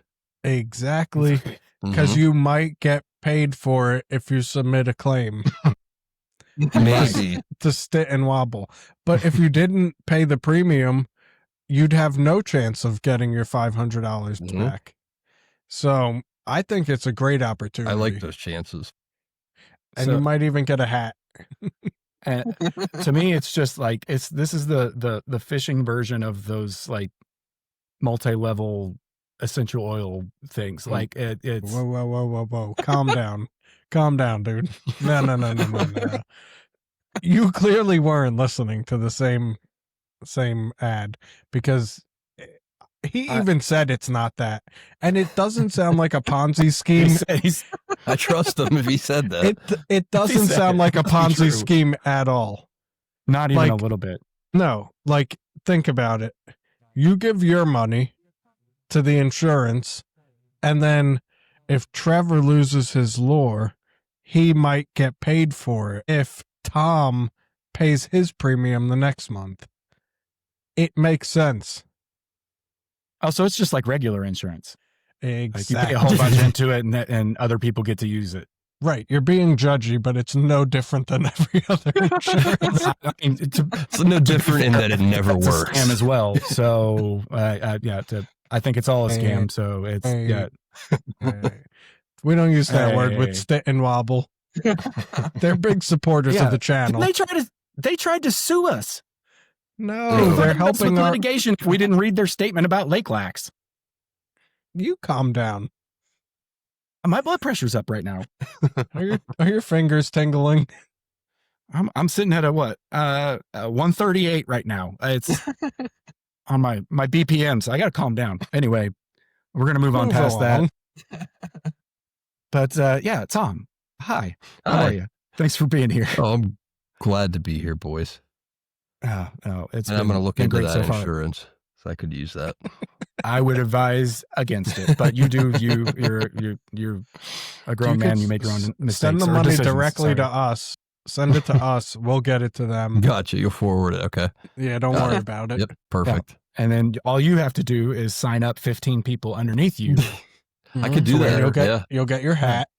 Perfect. Yeah. and your free denial letter. I was part of a marketing scheme. If anyone listening, any of my fellow Cutco employees back in the day, I did that for a year. Cut the rope with the knife and try to sell knives, and was like, this isn't for me. I never did it, but I had some friends who did, and it was like shameful. Yeah, I'm guilty. But the handles are made out of bowling ball material. Yeah, never need sharpened. Were they? That's kind of think cool. They were. Yeah. Hmm. Not sponsored by Cutco either. Yeah. No, are they still a thing? Are they still doing that? They are, and they're way more expensive. We looked out of curiosity last year. Prices have gone up. Stupidly expensive 20 years ago. Oh, now, buddy, you just look later on. It was nothing back then. Yeah. I'd rather not. I already had to sit through 2 of those presentations. I'm not doing it again, just out of pity. But anyway, okay, a couple more questions for you, Tom. Let's go. And they are our normal. We ask everybody these questions. It's just more of a way for our audience to get to know a little bit more about Tom. First question is, what is your favorite lure of all time and why? I say it every time. It can be one of yours, but that's no fun. No, I'm not doing one of mine. I cheated. I knew this one was coming, so I thought about this one long and hard today. And I'm going to go with the Senko. And I'm going to include the Ned into the Senko, because a Ned's just a baby Senko. And nobody's going to argue with me on that. I used to make Neds when I was little. When my Senkos got torn in half, I'd stick them on jig heads, and that was my precursor to the Ned worm. And I say that because I think it could really, outside of muskie, but I've seen muskie caught on Ned worms. If you go on YouTube right now and type in Ned worm muskie, there's a billion videos that come up. But for like bass and trout and like the smaller fish, like it can really imitate whatever you want it to imitate, like depending on how you're fishing it. And I think of the example, like I have this local river and I got smallies in it, and the smallies, they eat everything from crayfish to like minnows and like anything. And sometimes I'll be fishing a Ned and I'll be trying to replicate a crayfish, like the action of a crayfish. In that scenario, I'm fishing a river, I let it hit bottom and I just let it tick the bottom, just like a crayfish would. Maybe I'm fishing like a white Ned and I want to replicate a minnow. I have it up in the column. I'm fishing it quick like a jerkbait, like tap, tap, tap, almost walking it like a Zara spook, like up high in the column. Or same with the Senko. Sometimes like maybe you want the Senko to fish in the slop. You go in the lily pads, you rig your Senko weedless, you put it in the weeds. Maybe you go to deeper water, you rig it on a drop shot or something, or rig it wacky, weight it wacky. Like you can literally you can put that Senko anywhere if you just like critical think and like really think about it for a little bit. And I think I think they kind of changed the game when they came out, and they've stuck around, and everyone and their mother has copied them and spun off of them. And that's poor Gary. Poor Gary. At least Gary got a worm. Well, so I was going to say at least Gary got credit, but I was listening to, speaking of Joe C again, he did a podcast that, I'm going to screw this up, so I'm not going to get too deep into it, but I think that the allegation is that Gary like didn't invent that. There was like another little like small town guy that invented that. You'll have to look it up. Yeah, you'll have to look it up. He did a podcast with this guy and stuff, but he like made it under a different name and was like slinging it out of this like little local like Jersey shop or something. And then like people started catching on, and that's I think when Gary hopped on and really made it big. And I think, well, don't crucify me if I'm wrong, bass guys, but I think my facts are straight there. Shut up, muskie guy. Shut up, you dumb muskie. Yeah, go throw your big dumb lures. Yeah. Well, we don't want to soil the good name of Gary on the No. My God, I grew up on those. Or have it on my website. There's a lot of stories like that, though, that somebody had an idea and then somebody had a marketing idea for it, and that's the person that got the credit for it. That's pretty much the modern fishing market. That's, yeah. There you go. Yeah. I do have it on my website a little. When I was little, I took a bite. I used to like taste fishing lures, not eat them, but I would just like wanted to see what the fish Anthony does tasted. too. Yeah. Anthony still eats them. I still have this vivid memory from being a little kid, and I like tasted a Senko, and my dad yelled at me. He like caught me in the act of eating the Senko and was like, "What are you doing?" But they're so salty. Yeah, they are. Gary's the Gary Senko. That's a funny thing right there. We can get into some technical stuff. They're really salty, and people think that's like for flavor. You know, like the bass hold on longer. It's like that's not why they're salted. Do any of you guys know why they're salting them? It's so they float. Well, it changes the density. They're non-buoyant. Yeah, it changes the density of it entirely. It makes it sink a little faster than it would without the salt, and it kind of like changes the flexibility, and it just changes like the makeup of the bait. And that's a lot of the times why you'll hear guys like nothing is like as successful as the Gary ones, even though they fall apart. I need 100 of them. Like That's why, because they sink different, and it's not the taste. Yeah. Yeah. Yeah. It's the flavor. Your Senko isn't your Senko's flavor. Yeah. It's no. The bass is like, it's a little More salty. salt content. No. Oh, no. Not to I'm say no it doesn't saltwater maybe fish, help. but, Maybe it doesn't pique their little fish brains to hold on longer. But yeah, the salt in a Senko is for the sink and the action. And, Yeah. But yeah, that's my answer. That's my. I like that one.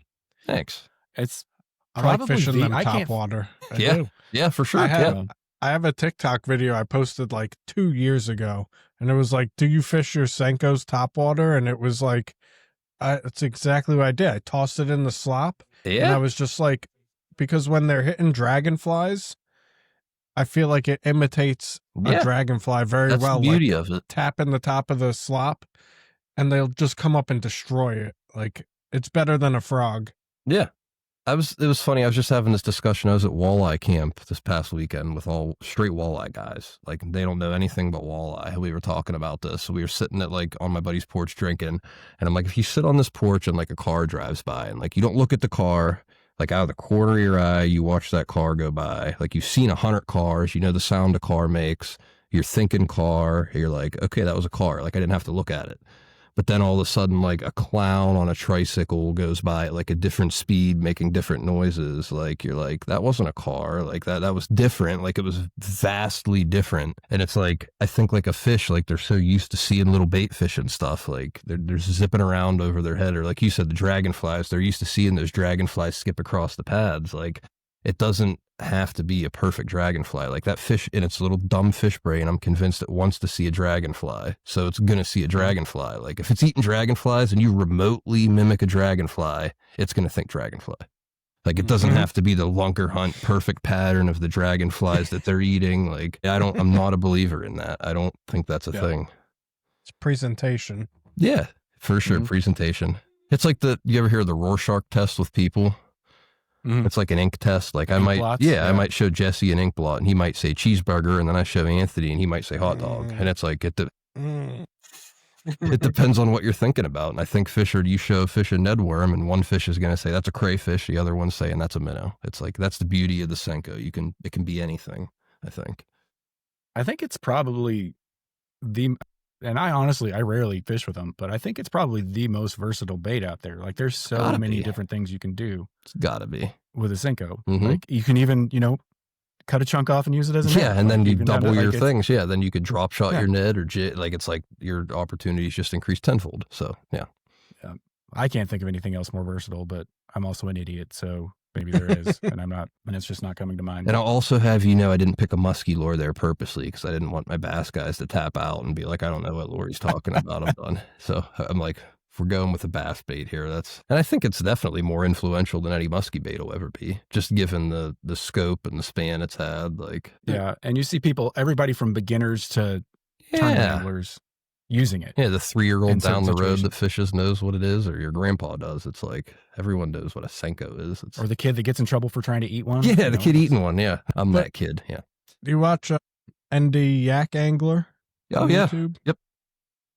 I was saying to my wife the one day, because it came on, and I'm like, you know what? I love his videos, but I was like, screw this guy. He's in a creek throwing like a 10-inch Senko, just destroying muskie.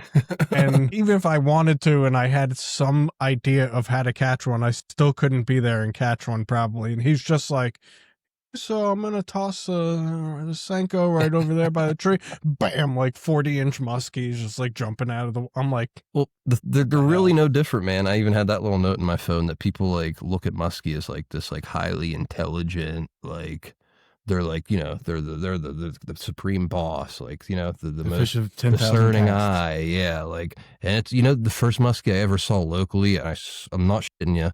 We were catfishing using full bun length hot dogs with treble hooks in them, because that's what we were catching flatheads on. And my buddy was reeling it in, and it was skipping across the top, doing like a whirly bird, and a freaking muskie right at the shore came up and smoked a hot dog.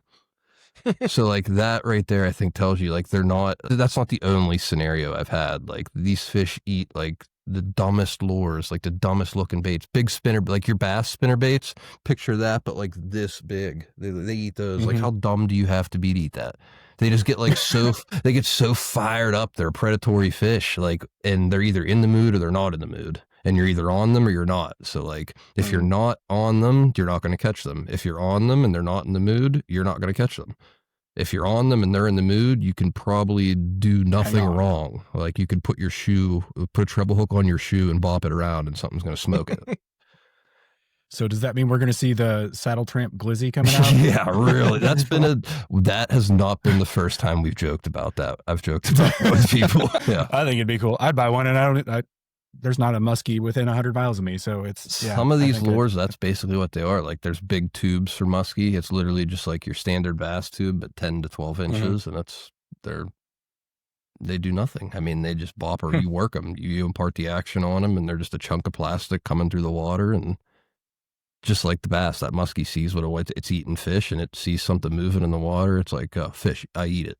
Like, I don't think they're geniuses. They're not looking at it. I do that with Oreos. Yeah, exactly. They're just like, they're big fat, and you're either in the mood or you're not. Sometimes nobody can force Oreos down. You're probably, I'm just too full. I'm not feeling good. Like, nothing's going to work. No, that's not true. So you're a good muskie. You're a great muskie to come across. I would be a great muskie. I would be everybody's favorite muskie, because you show me an Oreo, I'm going to you show me something that looks like an Oreo. So you might be a pike. You're probably a pike. Yeah. I'm more pike-ish. Yeah, you're more pike. That's for sure. Muskie or moody. Eat anything pike. that moves. Yeah. Yeah, that's definitely me. All right. Well, our next question here is, what is an interesting fact about you that your followers would never guess? And it can be fishing or non-fishing related. All right, this one's a doozy, and my girlfriend helped me on this too, because I couldn't think of one. I was going to do the graphic design one and say, like, I did cool prod, but then Perko stole that one. Literally, like, I had that in my mind, and then he said it. I'm like, okay, screw that one. So I text her, and Dennis? Dennis again. She reminded me, my first little business actually was, I was probably in like first or second grade, and I sold tech decks. Do you guys know what those are? Like little finger skateboards. I used to like make, this is ironic, but they were wooden tech decks, but it wasn't like real woodworking. It was like craft woodworking. But I used to make these stupid little tech decks, and I'd send them literally all over the world, like Australia, some went to Brazil, because we were on this was way before the days of like Facebook, Instagram stuff. We were on this little forum, and it was literally just anyone that did these little finger skateboards across the world was on this forum. And we all just kind of traded and sold stuff. And at the time, there wasn't PayPal wasn't a big thing either. So you literally, a dude in Australia would send you an envelope of cash, like $10, and you'd mail him back like a finger skateboard. And you just both trusted each other. The world was simpler. Like, you weren't like this random stranger in Australia scamming me. Like, he's a nice guy. Like, no reason not to trust him. But never had any Nigerian princes? No, there were no Nigerian princes back then. It was all just very nice strangers. And and that was like, I did that. Strangers. Yeah, man, I did that for like quite a few years, like as a little kid. Like, I was, at the time, I was into playing guitar, and I bought like my first few guitars, slinging finger skateboards across the world. So I guess I've always had like that little entrepreneurial spirit in me, maybe, but. That's cool. I definitely wouldn't have guessed that. No, and that's one that probably even like my close friend, my buddies that listen are going to hear that and be like, well, you never told us that? Because like, I forgot about that. I told my girlfriend about that, and she's like, do that as your fact. I'm like, yeah, that's a weird one, actually. That is good. Non-fishing. Yeah, there you go. Nobody would have ever guessed that, I don't think, but that's. And believe it or not, Man, there's still like I was so bad at them. I bad at them. Dude. Like, I could not do anything other than just scoot along the table with it. I'm not gonna lie, we got pretty freaking good at them. We got pretty good, and there's still like a scene. Like, there's a documentary we watched on Netflix. Like, they're still going strong. It's like bigger than ever. This like fingerboarding community. It's crazy. Maybe there's a chance to get back to dabbling in it. Maybe make some more money. Check out what the going rate is on a fingerboard now. Yeah. That's a great fun fact. That's one of our better ones so far. I like it. There you go. Great. Well, is there anything that we have not, being a prepared guest, which I love, by the way, that's not sarcastic. Is there anything that you wanted to talk about that we didn't touch on? Anything that you feel like bringing up before we? I'm scrolling here through my little cheat sheet. I guess I could tell some of the early stories. There's some pretty wild stories from when I started this. I like how things like unfolded. So Love to hear it. Let's see what I got first here. So I started out, I was testing these on pike and bass. Came out with the little 6-inch first. And there's this lake, probably like an hour away from my house. It's full of dink pike. You can go there all day and catch little like 20 to 30 inch pike, and it's a blast. So I'm like, I'll take the 6-inch there because like I'm going to get way more reps. I'm going to figure it out. Like it's better than going out for muskie and getting like one chance in a week. Like I can go out in a day and learn so much about these baits from little pike hitting them and see if they're even interested in them, you know? Like, is a fish even going to attack this?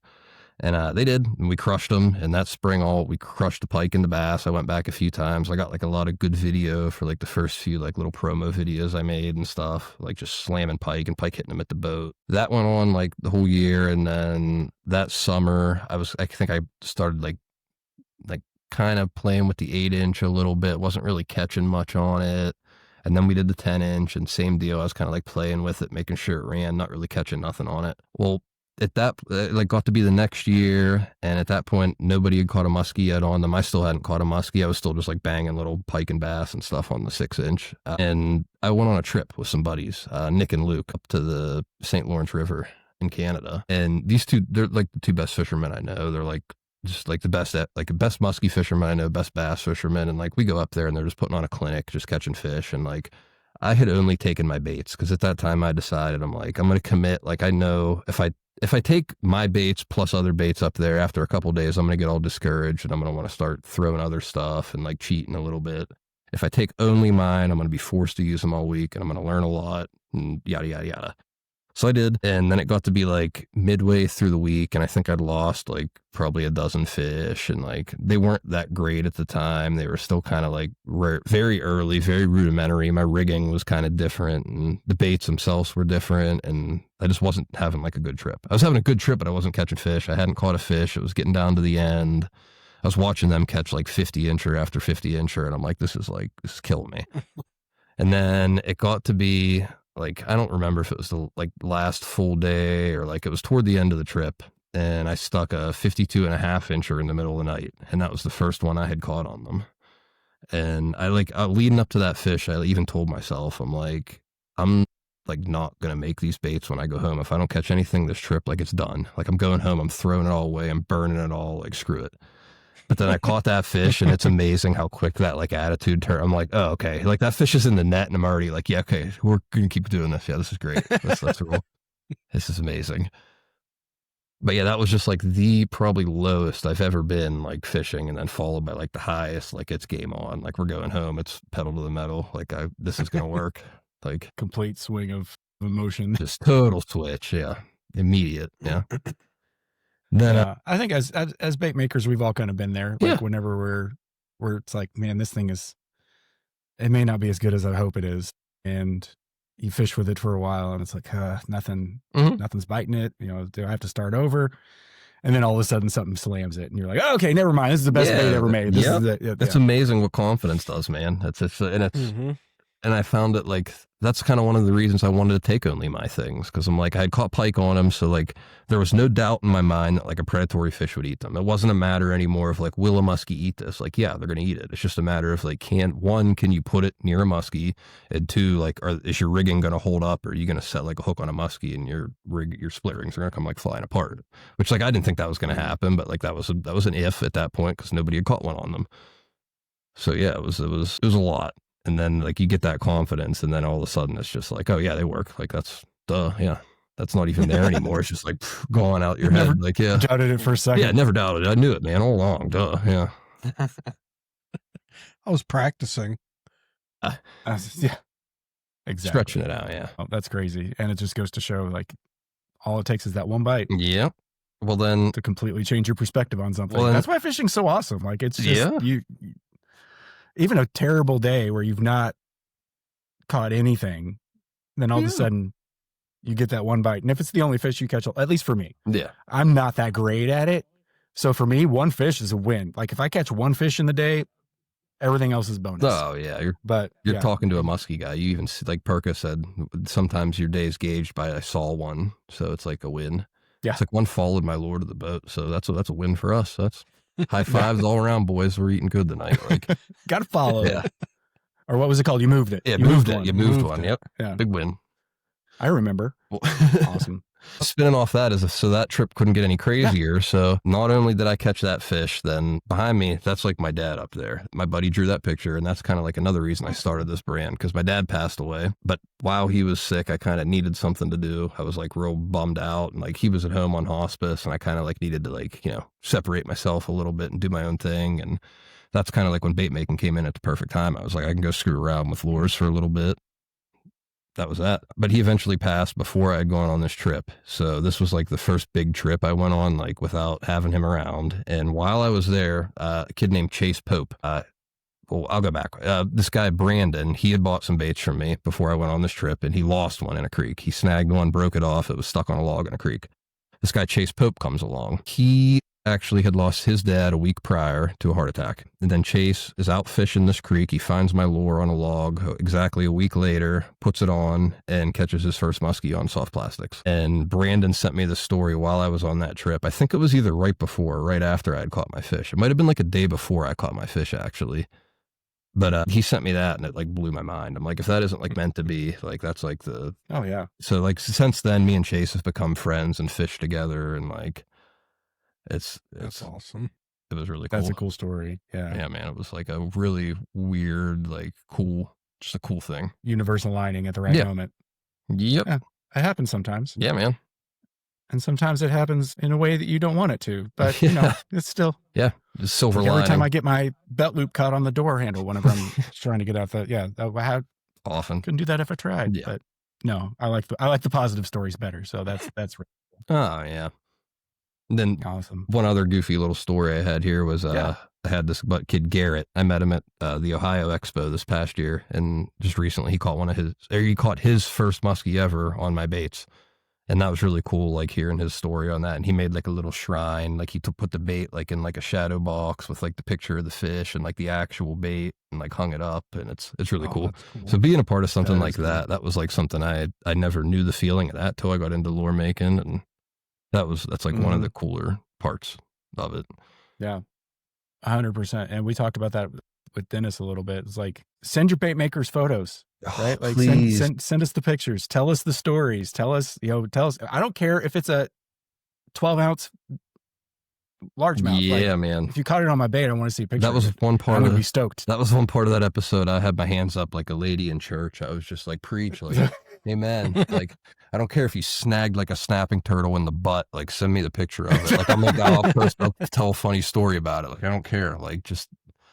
Because people like have this weird secrecy thing where like they don't want to say, like, it's like, I'm not sponsored, so why would I tell anyone? Like, and like, dude, forget that. Like, and I get if it's like Rapala, so Rapala doesn't care about your 10-inch bass that you caught, but like if it's a homie brand, like a small basement brand, like, yeah, they care. Mm-hmm. And if they don't, they're a dick.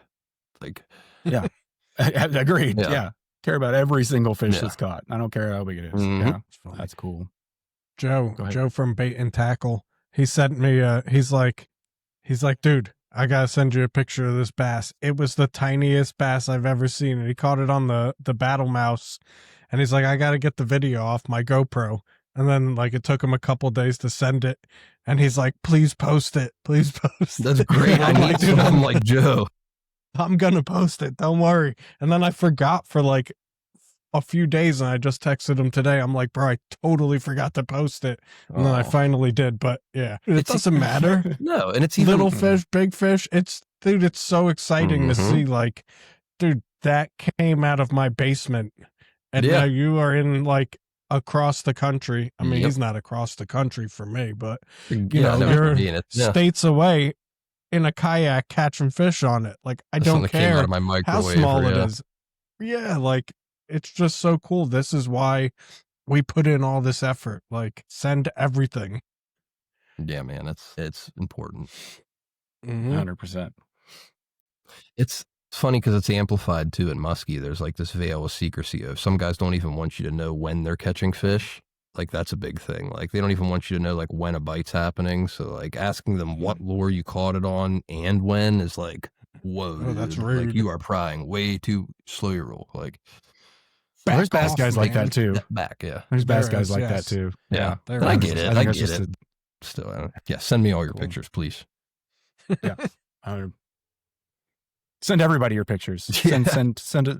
All of us. Send it to Send it to everybody on your Grandma. friends list. Yeah, Send it to Grandma, Aunt Susie. Yeah. for sure. They'll want to see it too. Awesome. Was there anything else new and exciting coming up in the world of Saddletramp that we should be on the lookout for? I mean, I'm always like kind of goofing around with stuff. I thought about this earlier and how like long I could babble on about that for, but mainly just I'm working on a jigging bait. Like right now, mine are swim baits. They're externally rigged swim baits with like a paddle tail. And I'm hoping by this next expo season to have like a tinsel tail jigging bait. You guys might not be familiar, but the muskie guys will know Bondi bait. It's like a vertical jigging, heavier muskie bait with blades on it. I'm kind of working on one like that you can rig up at different weights to fish vertically. Working on a bigger size, actually. I would like to do a 14-inch. The 12 just came out, and that's our big boy at the moment, which is that guy. I would like to do the 14. Other than that, it's just the same. It's all I'm trying to like make like the most expansive color lab or color selection I can, and so I'm always adding colors and maybe some more bass shapes coming soon too, since I found my obsession with bass again. All right. Yeah, maybe some frogs and stuff. And yeah, we'll see. That's the fun, man. I never know. If you were to ask me 2 years ago, like what it would look like, I would have never painted this picture today. So I'm excited to see in 2 years what it looks like. Hopefully it'll still be here. I'm confident it will be. Thanks, man. Yeah, you've had enough people talk. Like that's how I heard your name before, and take it like ask these guys. I know absolutely nobody in the bait making world. Like I came That's into how I this, feel. and thankfully these guys know a lot of people, and they've been able to line up guests for us up to this point. But then whenever we had two people talk about Saddletramp in consecutive episodes with Joe and with Dennis, I'm like, okay, That's cool. put more into this. That's really because sounds like a guy we should probably have on here, because I'm glad you were able to do it. Oh, dude, because that's special to me. That means a lot to me. I'm still like, that's awesome. That's never thought. And they were good people would. dudes. So if they vouch for you, then obviously we couldn't go wrong. That's so awesome. we really appreciate it. And thank you again for taking the time to hang out with us tonight. Thank you guys. And I know it was a little bit short notice, but I'm glad we were all able to pull it together and make it happen. But great. So I think now is where we just kind of go around the room and talk about what are you working on. I'm not going to phrase it like I did previously and it went wrong. What are we working on right now at this moment, fishing wise, fishing lure wise? I asked, Last one got a little rye. Yeah, I took it a little too literally. Yeah. It's like, yeah, I asked Dinner. I asked Matt from Gift Glides, like, what would you be working on right now if you weren't on a pod, or what would you be doing right now if you weren't on a podcast? So probably making dinner. I'm like, that's not what I meant. And then Trevor joined in also. Yeah, everybody just took it from there. I'm like, so what bait making wise, what is everybody working on right now? As always, guests first. So Tom, is there anything specific that you got going on right this minute that Actually, yeah. So I shout out Vance K-Laws. He's another muskie guy. He's a guide around me, and he makes lures as well. And I'm making the tails for his, I think they're called an orca. That's the bait name, but it's a dive and rise bait. Not sure if the bass guys will know what that is. It's basically like, you were joking earlier about fishing a crankbait topwater. That's kind of like what a jerk bait is. It's like a crankbait that you jerk down, then it floats up. Then you jerk it back down, and then it kind of floats up. And then, but that, it has a little curly tail on the back of it. So now I started doing like little projects for other people, and that's one of them, making all the little colored curly tails for the back of his orcas. So I just sent off like a couple hundred of those today. Like 6 pounds of those tails. That's a lot of tails. A lot of tails. A lot of curly tails. Wow. Trevor, what about you? What are you working on? So I'm in the future right now, right? Yeah, you're in the this middle of airs? September. All right. So I have my time machine almost to where I want it to be. We did talk about that last time. And I'm getting the shop put together to early October. Nice. Early Sweet. October. There we go. Yeah. It's becoming real. Yeah. Yeah. Very. Tattoo shop. No, I have a tattoo Oh, shop. okay. Yeah. I'm taking the space I'm not using and turning it into a little storefront for garage built baits. Sweet. Yeah. Mm-hmm. Yep. So technically, I know there will be 2 episodes between that episode and this one.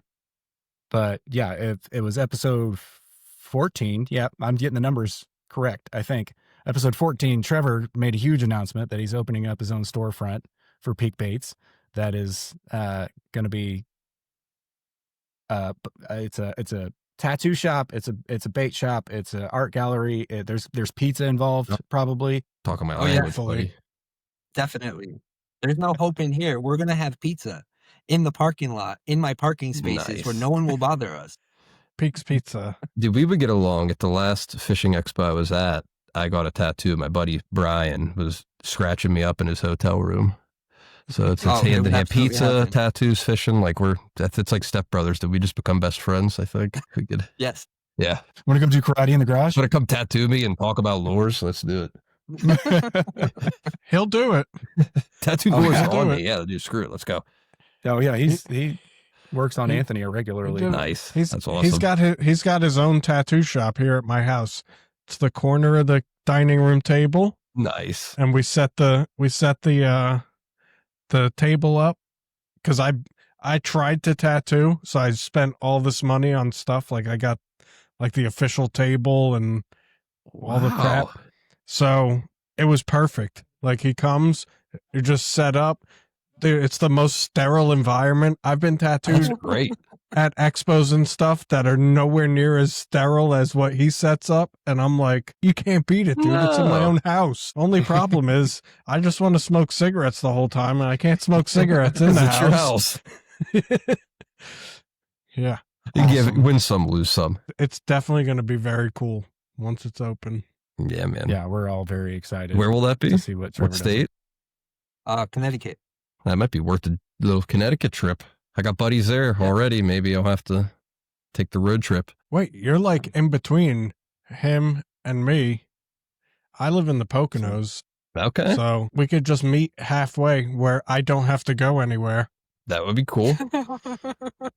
You could just go to Pittsburgh, drive to Pittsburgh, and end up in Connecticut. There you go. Pittsburgh, up and on the then way. fall asleep and wake up in Connecticut. It's perfect. Yeah. That's right. Yeah. I like it. And 3 days later, I'll be there from Missouri. Yeah. You leave now. I leave now. I should make it by the beginning of October. No, that's exciting. And Anthony, I think it's your turn. What are you working on? Right now, What I 28 am. things are you working on right now? Oh, dude, I'm working on not having 28 things to do because we're going on vacation in 4 days. So I don't want to go on vacation with things looming. It's like dishes in the sink. Like I can't sleep with dishes in the sink. So I can't go on vacation with open projects. So everything's clean. My work areas are clean. Just finishing everything up. And then when I get back, I'll take on utter chaos again and make disasters. Yes. Way to stay positive. I love Yep. That's how I work. But yeah, Wait. just So when do you go to Texas? Saturday. So you need my time machine. Because I need a by the time time this machine. airs, you're leaving I'll in be 4 home. days. Yeah. I'll be home So already. you're gonna have to bend time. I've been wanting your time machine. You won't share it with us. it. Mhm. We know that's how you get baits painted, and me and Jesse get nothing done. This Yep. damn time machine. And then on Have it- top of that, this observation a couple of days ago, I'm not good at Instagram, right? But obviously you got to be on there if you're wanting to share stuff and you're wanting to engage and you're wanting to network and like you got to be on there. And I'm like, I also never have time to just sit and scroll Instagram. Every single thing that I see come across my Instagram feed, liked by Peak Baits, liked by Peak Baits, liked by Peak Baits, liked by Peak. Like, not only are you insanely productive, but you also are very engaged in your online presence as well. How do you baffles me. I don't understand it. My blood pressure's getting up again. I have a real sleep problem. I get maybe 3 Uh-huh. hours, 4 hours. You know, yeah. That's Yeah. Trevor, we got So a it's lot in late common, night buddy. scrolling. I'll lay there in bed and TV's on and I just can't sleep. You know what I mean? I get up, I'll pace the house, I'll check on the kid. It's terrible. not to call BS because I'm sure that happens, but it's also like I'm in the middle of the day and I get a minute to check and it says this was posted 32 minutes ago, like by Peak Baits. So it's not just the late night scrolling. You're working some daytime business in there as well. Yeah, absolutely. But I mean, it's awesome. Like I'm envious. I'm not criticizing. I hope you know that. I'm envious because it's like, how do you get all of that done? How do you get all the baits that you get the painted done and still have time to go through and be active on Instagram? Because I struggle with it. You don't listen, do you? Probably the time not. machine. Well, no, that's what I was getting at. That's the only answer. Told us. Only feasible answer. That's the only way that happens. Speaking of That's it. painting, speaking of painting baits, I'm a real boy amongst men. I was looking at your guys' stuff, and one day I'll paint like you guys do. It's right now. I'm still lucky to get the paint to come out with the airbrush. Like Same. Me too, man. That's a constant struggle. It's like, oh, it's too watery. Oh, it's too thick. Oh, it's too yeah. No, that will, no matter how long you paint for, that will probably be the case. You'll still have those issues. Well, or maybe that's just us because we're dumb. You'll probably surpass that at some point. But I think it's just me and you, Jesse. Yeah, no, because obviously if Trevor were having those experiences, he wouldn't get 11 baits done a month or a week. His gun did just break. Yeah, No. and he still. It did. But I'm back in business after the world lied to me. Oh, yeah, that tracking information, man. They said You it's never coming trust in it. one day, and it came 8 days later. That's awful. And then they blamed whatever storm just happened in Florida. I'm like, I'm 1,500 miles away. How is that affecting me? Not saying it didn't happen, and not that I don't feel bad for these people that are dealing with real natural disaster. Here I am, sunny, and you're telling me this. And then it sat at this place, and then it passed my state, came back to my state. I'm like, come on. They're just making sure your state was okay before it landed. Yeah. It was- Like it went from Student Florida. dropped by, Pass by, just yeah, pass New by. Hampshire first. Yeah. It's good. I respect their tactic. It's good. It's right. All right. Well, I got one over on the UPS guy, not to cut Jesse off. well, I let's pinned hear him it. with my car between his truck and the house he was delivering. I jumped out on him and he's like, I wanted to hand off a box instead of going all the way to the UPS store. So, I can only imagine the panic. I can only imagine the panic that poor guy went through. It's like, did. what's happening? Because I seen him. I hadn't planned on doing it, but I had the box in the front seat and I'm like, there he is. Pulled out, jumped out, left my door open, music playing. And I said, can I give you a box? Didn't even have it yet. He's like, yeah. Walked around my car. Yeah, just don't hurt me. I'll take the box. I'll take the box. Yeah. He was cool about it after he realized I wasn't trying to rob him. Oh, you were trying to jump him? Yeah. You can only I mean, imagine the looking look back on on his face. it, it did look sketchy. Like I wasn't parked right. I pulled up fast and sharp and jumped out. My door's open. I come around the front like, hey, trying to get his attention. Clearly couldn't miss me. I blocked his truck, but Poor guy. he's cool. He's all right. It's fine. Everything's fine now. It's all good. What about you, Jesse? I am drastically behind on literally everything, Nice. but I did get the prototype for the mini glide is in a pretty good spot. I'd say it's about 2/3 of the way to where I want it. Went fishing today and caught 3 fish on it. 2 quality fish for me anyway.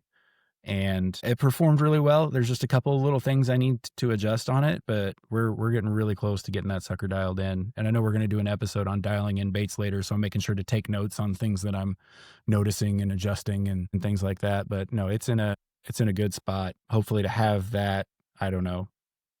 But I'm shooting for by the end of the year, having it available for Christmas, because that's peak fishing season. Like that's the best time of year to sell baits, right? Christmas. But still shooting for the end of the year to try to get it up and running and in a good spot. And then I'm going to get it sent out to some friends to do some additional testing and feedback providing for me. And yeah, I'm excited about it though. We're getting close with it, and it's very It's very approachable is what I'm going for. I want anybody at any level to be able to throw it and do something with it. So I'm trying to keep it light to where you can, I was throwing it on a medium heavy today with no issues. It was casting great. It was working great. And yeah, cause that's what a lot of people have is medium heavy, medium. So, especially at those entry levels. So it was doing really good. I'm excited about it. I think it's going to be, I want it perfect though. I want it absolutely purely perfect. As you all know the struggle, I know, but it's, yeah. So it may not be by the end of the year. If it's not perfect by the end of the year, then it won't be out by the end of the year. But once it is, it will be available. With Victor's help, you'll get it. Yeah. Oh yeah. Oh no. I already know what I need to change based on his advice. And it's in processing at this point. It's a good sign though. It's getting bit. Yeah. On top of that, my wife finally got sick of me having all kinds of bait making material and stuff strewn about the house. So I've taken that all out to the shop, and now I'm like, where the hell am I going to put all this? So doing some organizational processes now. Still haven't started the next YouTube bait, but it'll get there. I just gotta get some more shelves and storage, and yeah. But the house doesn't look like a bait shop anymore, which I didn't mind. But apparently, of course some not. people have a problem with that. Agree to disagree with you. Agree to disagree, right? Yeah, we just don't see eye to eye on that, I guess. Right. But I'm trying to start my own storefront, like Trevor, right? Like it's just in our house. That's where I'm at. I need a Well, whole mine- nother room. Like I was so Yes. excited when I got this started. My dad, he had like his wood shop, and I cleared it out, and like suddenly I had this room, like a blank slate. I'm like, I'm gonna make some baits in here. This is gonna be great. And now I'm like bumping into open the microwave, and my butt knocks over. I'm like, I need another room. It fills up quick. Yeah, it fills up quick, buddy. Shelves at one point are not gonna cut it anymore. Yeah. Just need another room. What were you gonna say, Trevor? Yes. Yes. Yes. Well, I might have to come back to it to grasp that thought back. Oh, I'm Fully. sorry, Trevor. No, don't be. Not at all. No, it's a common occurrence that sometimes we talk over Trevor. We don't mean to. Oh, So my There is a bad. little bit of a delay. It's just those There's a little musky bit of a delay, guys. so it makes it hard. Yeah, it's just those musky guys. Damn man. musky guys. No, Bunch of musky guys are arrogant good. We have no hate against musky guys, even though they may hate us. No. And that's fine. We'll kill them with kindness. Yes. Cool. All right. Well, fellas, I think we have reached that point, and that is the point where we wrap up our episode with the question of the week. If you have a question of the week that you would like to see answered on a future episode, please, for the love of God, leave it in the comments, because we are out of questions. We are officially out of questions of the week, and we need more of them, and we would love for you to provide those, because we had to have a special guest questioner.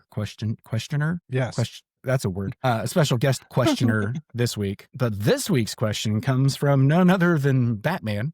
We'll leave it at that. And Batman's question is, what is your favorite lure modification? So meaning when you get a new lure, I'm assuming I guess we'd have to ask Batman, but I'm assuming what Batman means is when you buy a lure, are there any specific modifications that you make to it? Or is there one type of lure that when you get it, you immediately change something on it? So I will, as Or always, maybe- invite our Trevor knows Batman. He can Or maybe probably elaborate. something you do to it with it that changes it but keeps it the same. You like that? Yeah. And it's like you and Batman are the same person. It's crazy. Strange. Yeah, it's strange. Strange. But anyway, as always, invite our guests to answer first.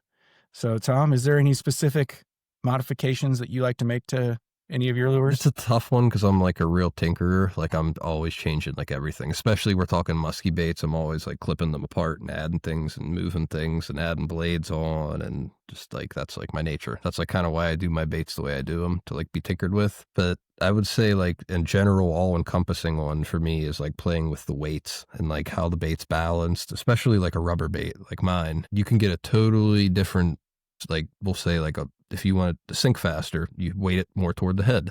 It's going to dive like a sinking ship. you want it to fall slower. You kind of, just like your guys' glide bait, you want the bait to be more distributed in kind of an even manner so that the bait falls like evenly. Like now this jigging one I'm working on, I kind of want it to spiral down and like a corkscrew on the way down.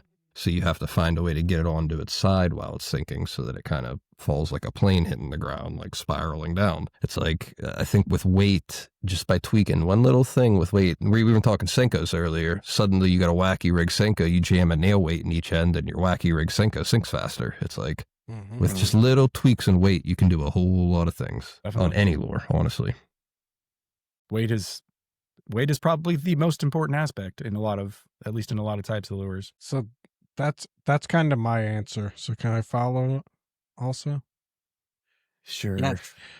So weight also, but specifically, like in the winter, I'll use the same Rapala jerkbait, and I want to make one so bad, but it has a very specific action depending on the water temps. Like I just want to like jerk the bait up to the shore and then let it suspend there. And then a fish will just come up and hit it. Like 30 seconds, I could like get it up there, pull a cigarette out, light it, check my phone, and then it gets bit. But it has to sit there. So I'll switch the treble hooks out depending on, the water temp. How cold did it, it's getting. So that's my favorite modification. I love that you said that. I don't want to change the direction here, Anthony, but that's one thing that muskie guys in recent years, they started talking about that. And that's like something that I know comes from the bass world. And again, I'm like, just get along with bass guys. This is like you could talk around at a campfire, like change the buoyancy of your crankbait by putting on heavier hooks, lighter hooks. Like that's good stuff. Yeah. It's one hook. You change out the one hook and it suspends perfectly. Otherwise it floats and it just doesn't get bit because now it's at the top. But yeah. So I had to follow him up before somebody else said the same thing. Yeah. Oh, that's fair. It was different enough. So we'll allow it. We'll allow it. Trevor, what about you? All right. So I like fishing flukes. I don't care if it's a 4 or 5 inch, a 7-inch. So people familiar with what a donkey rig is? Where 2 flukes on one with a main line and it sides with a swivel. All right. My modification has nothing to do with flukes, but the donkey rig is the inspiration. So I like to take like a 6-inch spook and a 4-inch spook topwater, but rig it like a donkey rig. So I get the big one following the smaller one and they still crisscross in the water. I've never had both hit, but I've hit on either the front or the back. That's cool. I'd like to see that in action. That's going to look wild. I didn't know that's where that was going. That's I cool. like that. Oh man, you tell muskie guys that they'll be rigging daisy chains of muskie lures. Those things will be 6 feet long. They'll be walking like double muskie baits. Like, well, the whole line of them like that. It's that. And then, when you do the flukes like that, they crisscross in the water. And then, I'm walking a spook and, it darts back and forth. So I got the idea, the same spot I fished both those style of baits and I tried it and it just works. I told a few people. Now a lot will know. Now everybody knows. Doesn't Trevor, you got to do it right. You'll have to send me a picture. I will. Yeah. Send me a picture and I'll put it up of what you're talking about there, because it may be hard for some people to imagine, especially if they're not familiar with the donkey rig in general, like me. But it sounds really interesting. So send me a picture if you don't mind. I don't want to let your entire secret out. The donkey spook. I don't know what a donkey rig is. You never seen them, Jesse? No, I don't know. I'm not being judgy. I was confirming. I don't know. They're cool. I didn't know what a fluid bed was whenever Joe was talking about it. I didn't know. I'm an idiot. I just talk a lot. That's all I do. I started throwing fluke like the jerk baits. I was throwing one from Johnny Creek and then the Creek shot. And dude, they are such a blast. And now I want to try to donkey rig them because it's just like I could just picture it getting destroyed. The Creek shot does the extra 12. Yeah, right. Yeah, donkey rig that sucker. Get a couple of those going. That'll be cool. Blow your shoulder also, out. I feel like the extra weight will be nice. Like with 2 of those creek shots, like because they sink nice and slow. Blast. Anyway. Anthony's got a long list of to-dos after this episode. He's got a lot of things he wants to try. That's the fun of it. Nothing wrong with That's that. every day. Nothing wrong with it. Yeah, exactly. I'm going to put 2 Splukes and 2 Flukes? Flukes, and then the Flukes will be chasing the Spooks. It's a donkey spluke. Donkey guy- spluke. with a glide bait all the way at the end, chasing them all. I like it. Donkey spluke Donkey sounds like spluke. one of those things you used to talk about in middle school, like Cleveland Steamer or like donkey spluke. It just sounds bad. Like there's something bad behind it. I mean, I didn't mean it. It just sounded like a fun word to say. I'm sorry. Sounds up to no good. Yeah. I don't do a whole lot of modifications to lures personally. Like, because the one thing I do is every time I get a jig, I trim the skirt because it's always too long. A jig, anything skirted, jig, spinnerbait, chatterbait, anything, I always trim the skirt. And then anything with a weed guard, I basically make the weed guard pointless because I trim it back to where it just barely is, maybe even like there's probably a nanometer of material that could actually cover the end of the hook. And just because I've had too many jig bites where I didn't do that, where it's like, I know it's got it and I go to horse on it and it just pops right out. I don't blame myself, of course. I blame the jig and the weed guard because it's never my fault. But that's about it. Or else I'll add some color, some dips or whatever, like to soft plastics, but I don't get crazy with the modifications. I could never come up with something like, the donkey spook. Donkey spluke.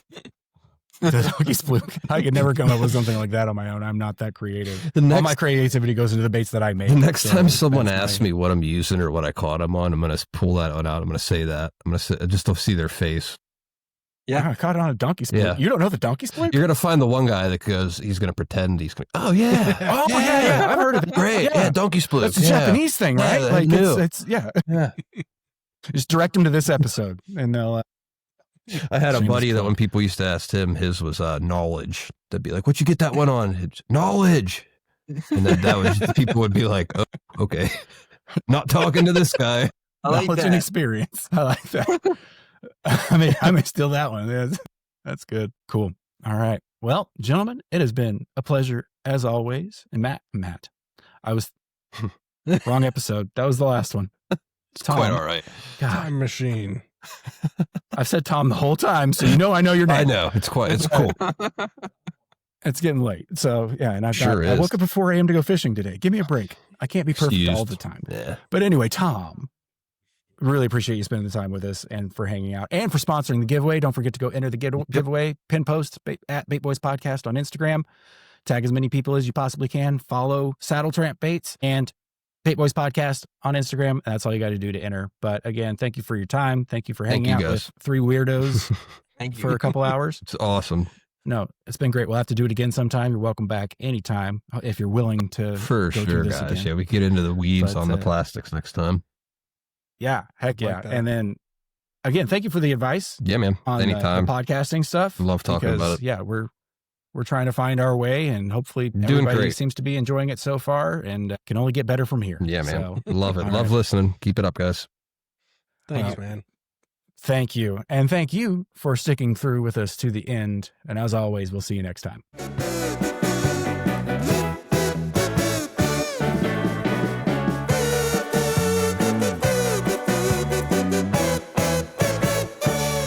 Great job, guys. That was awesome.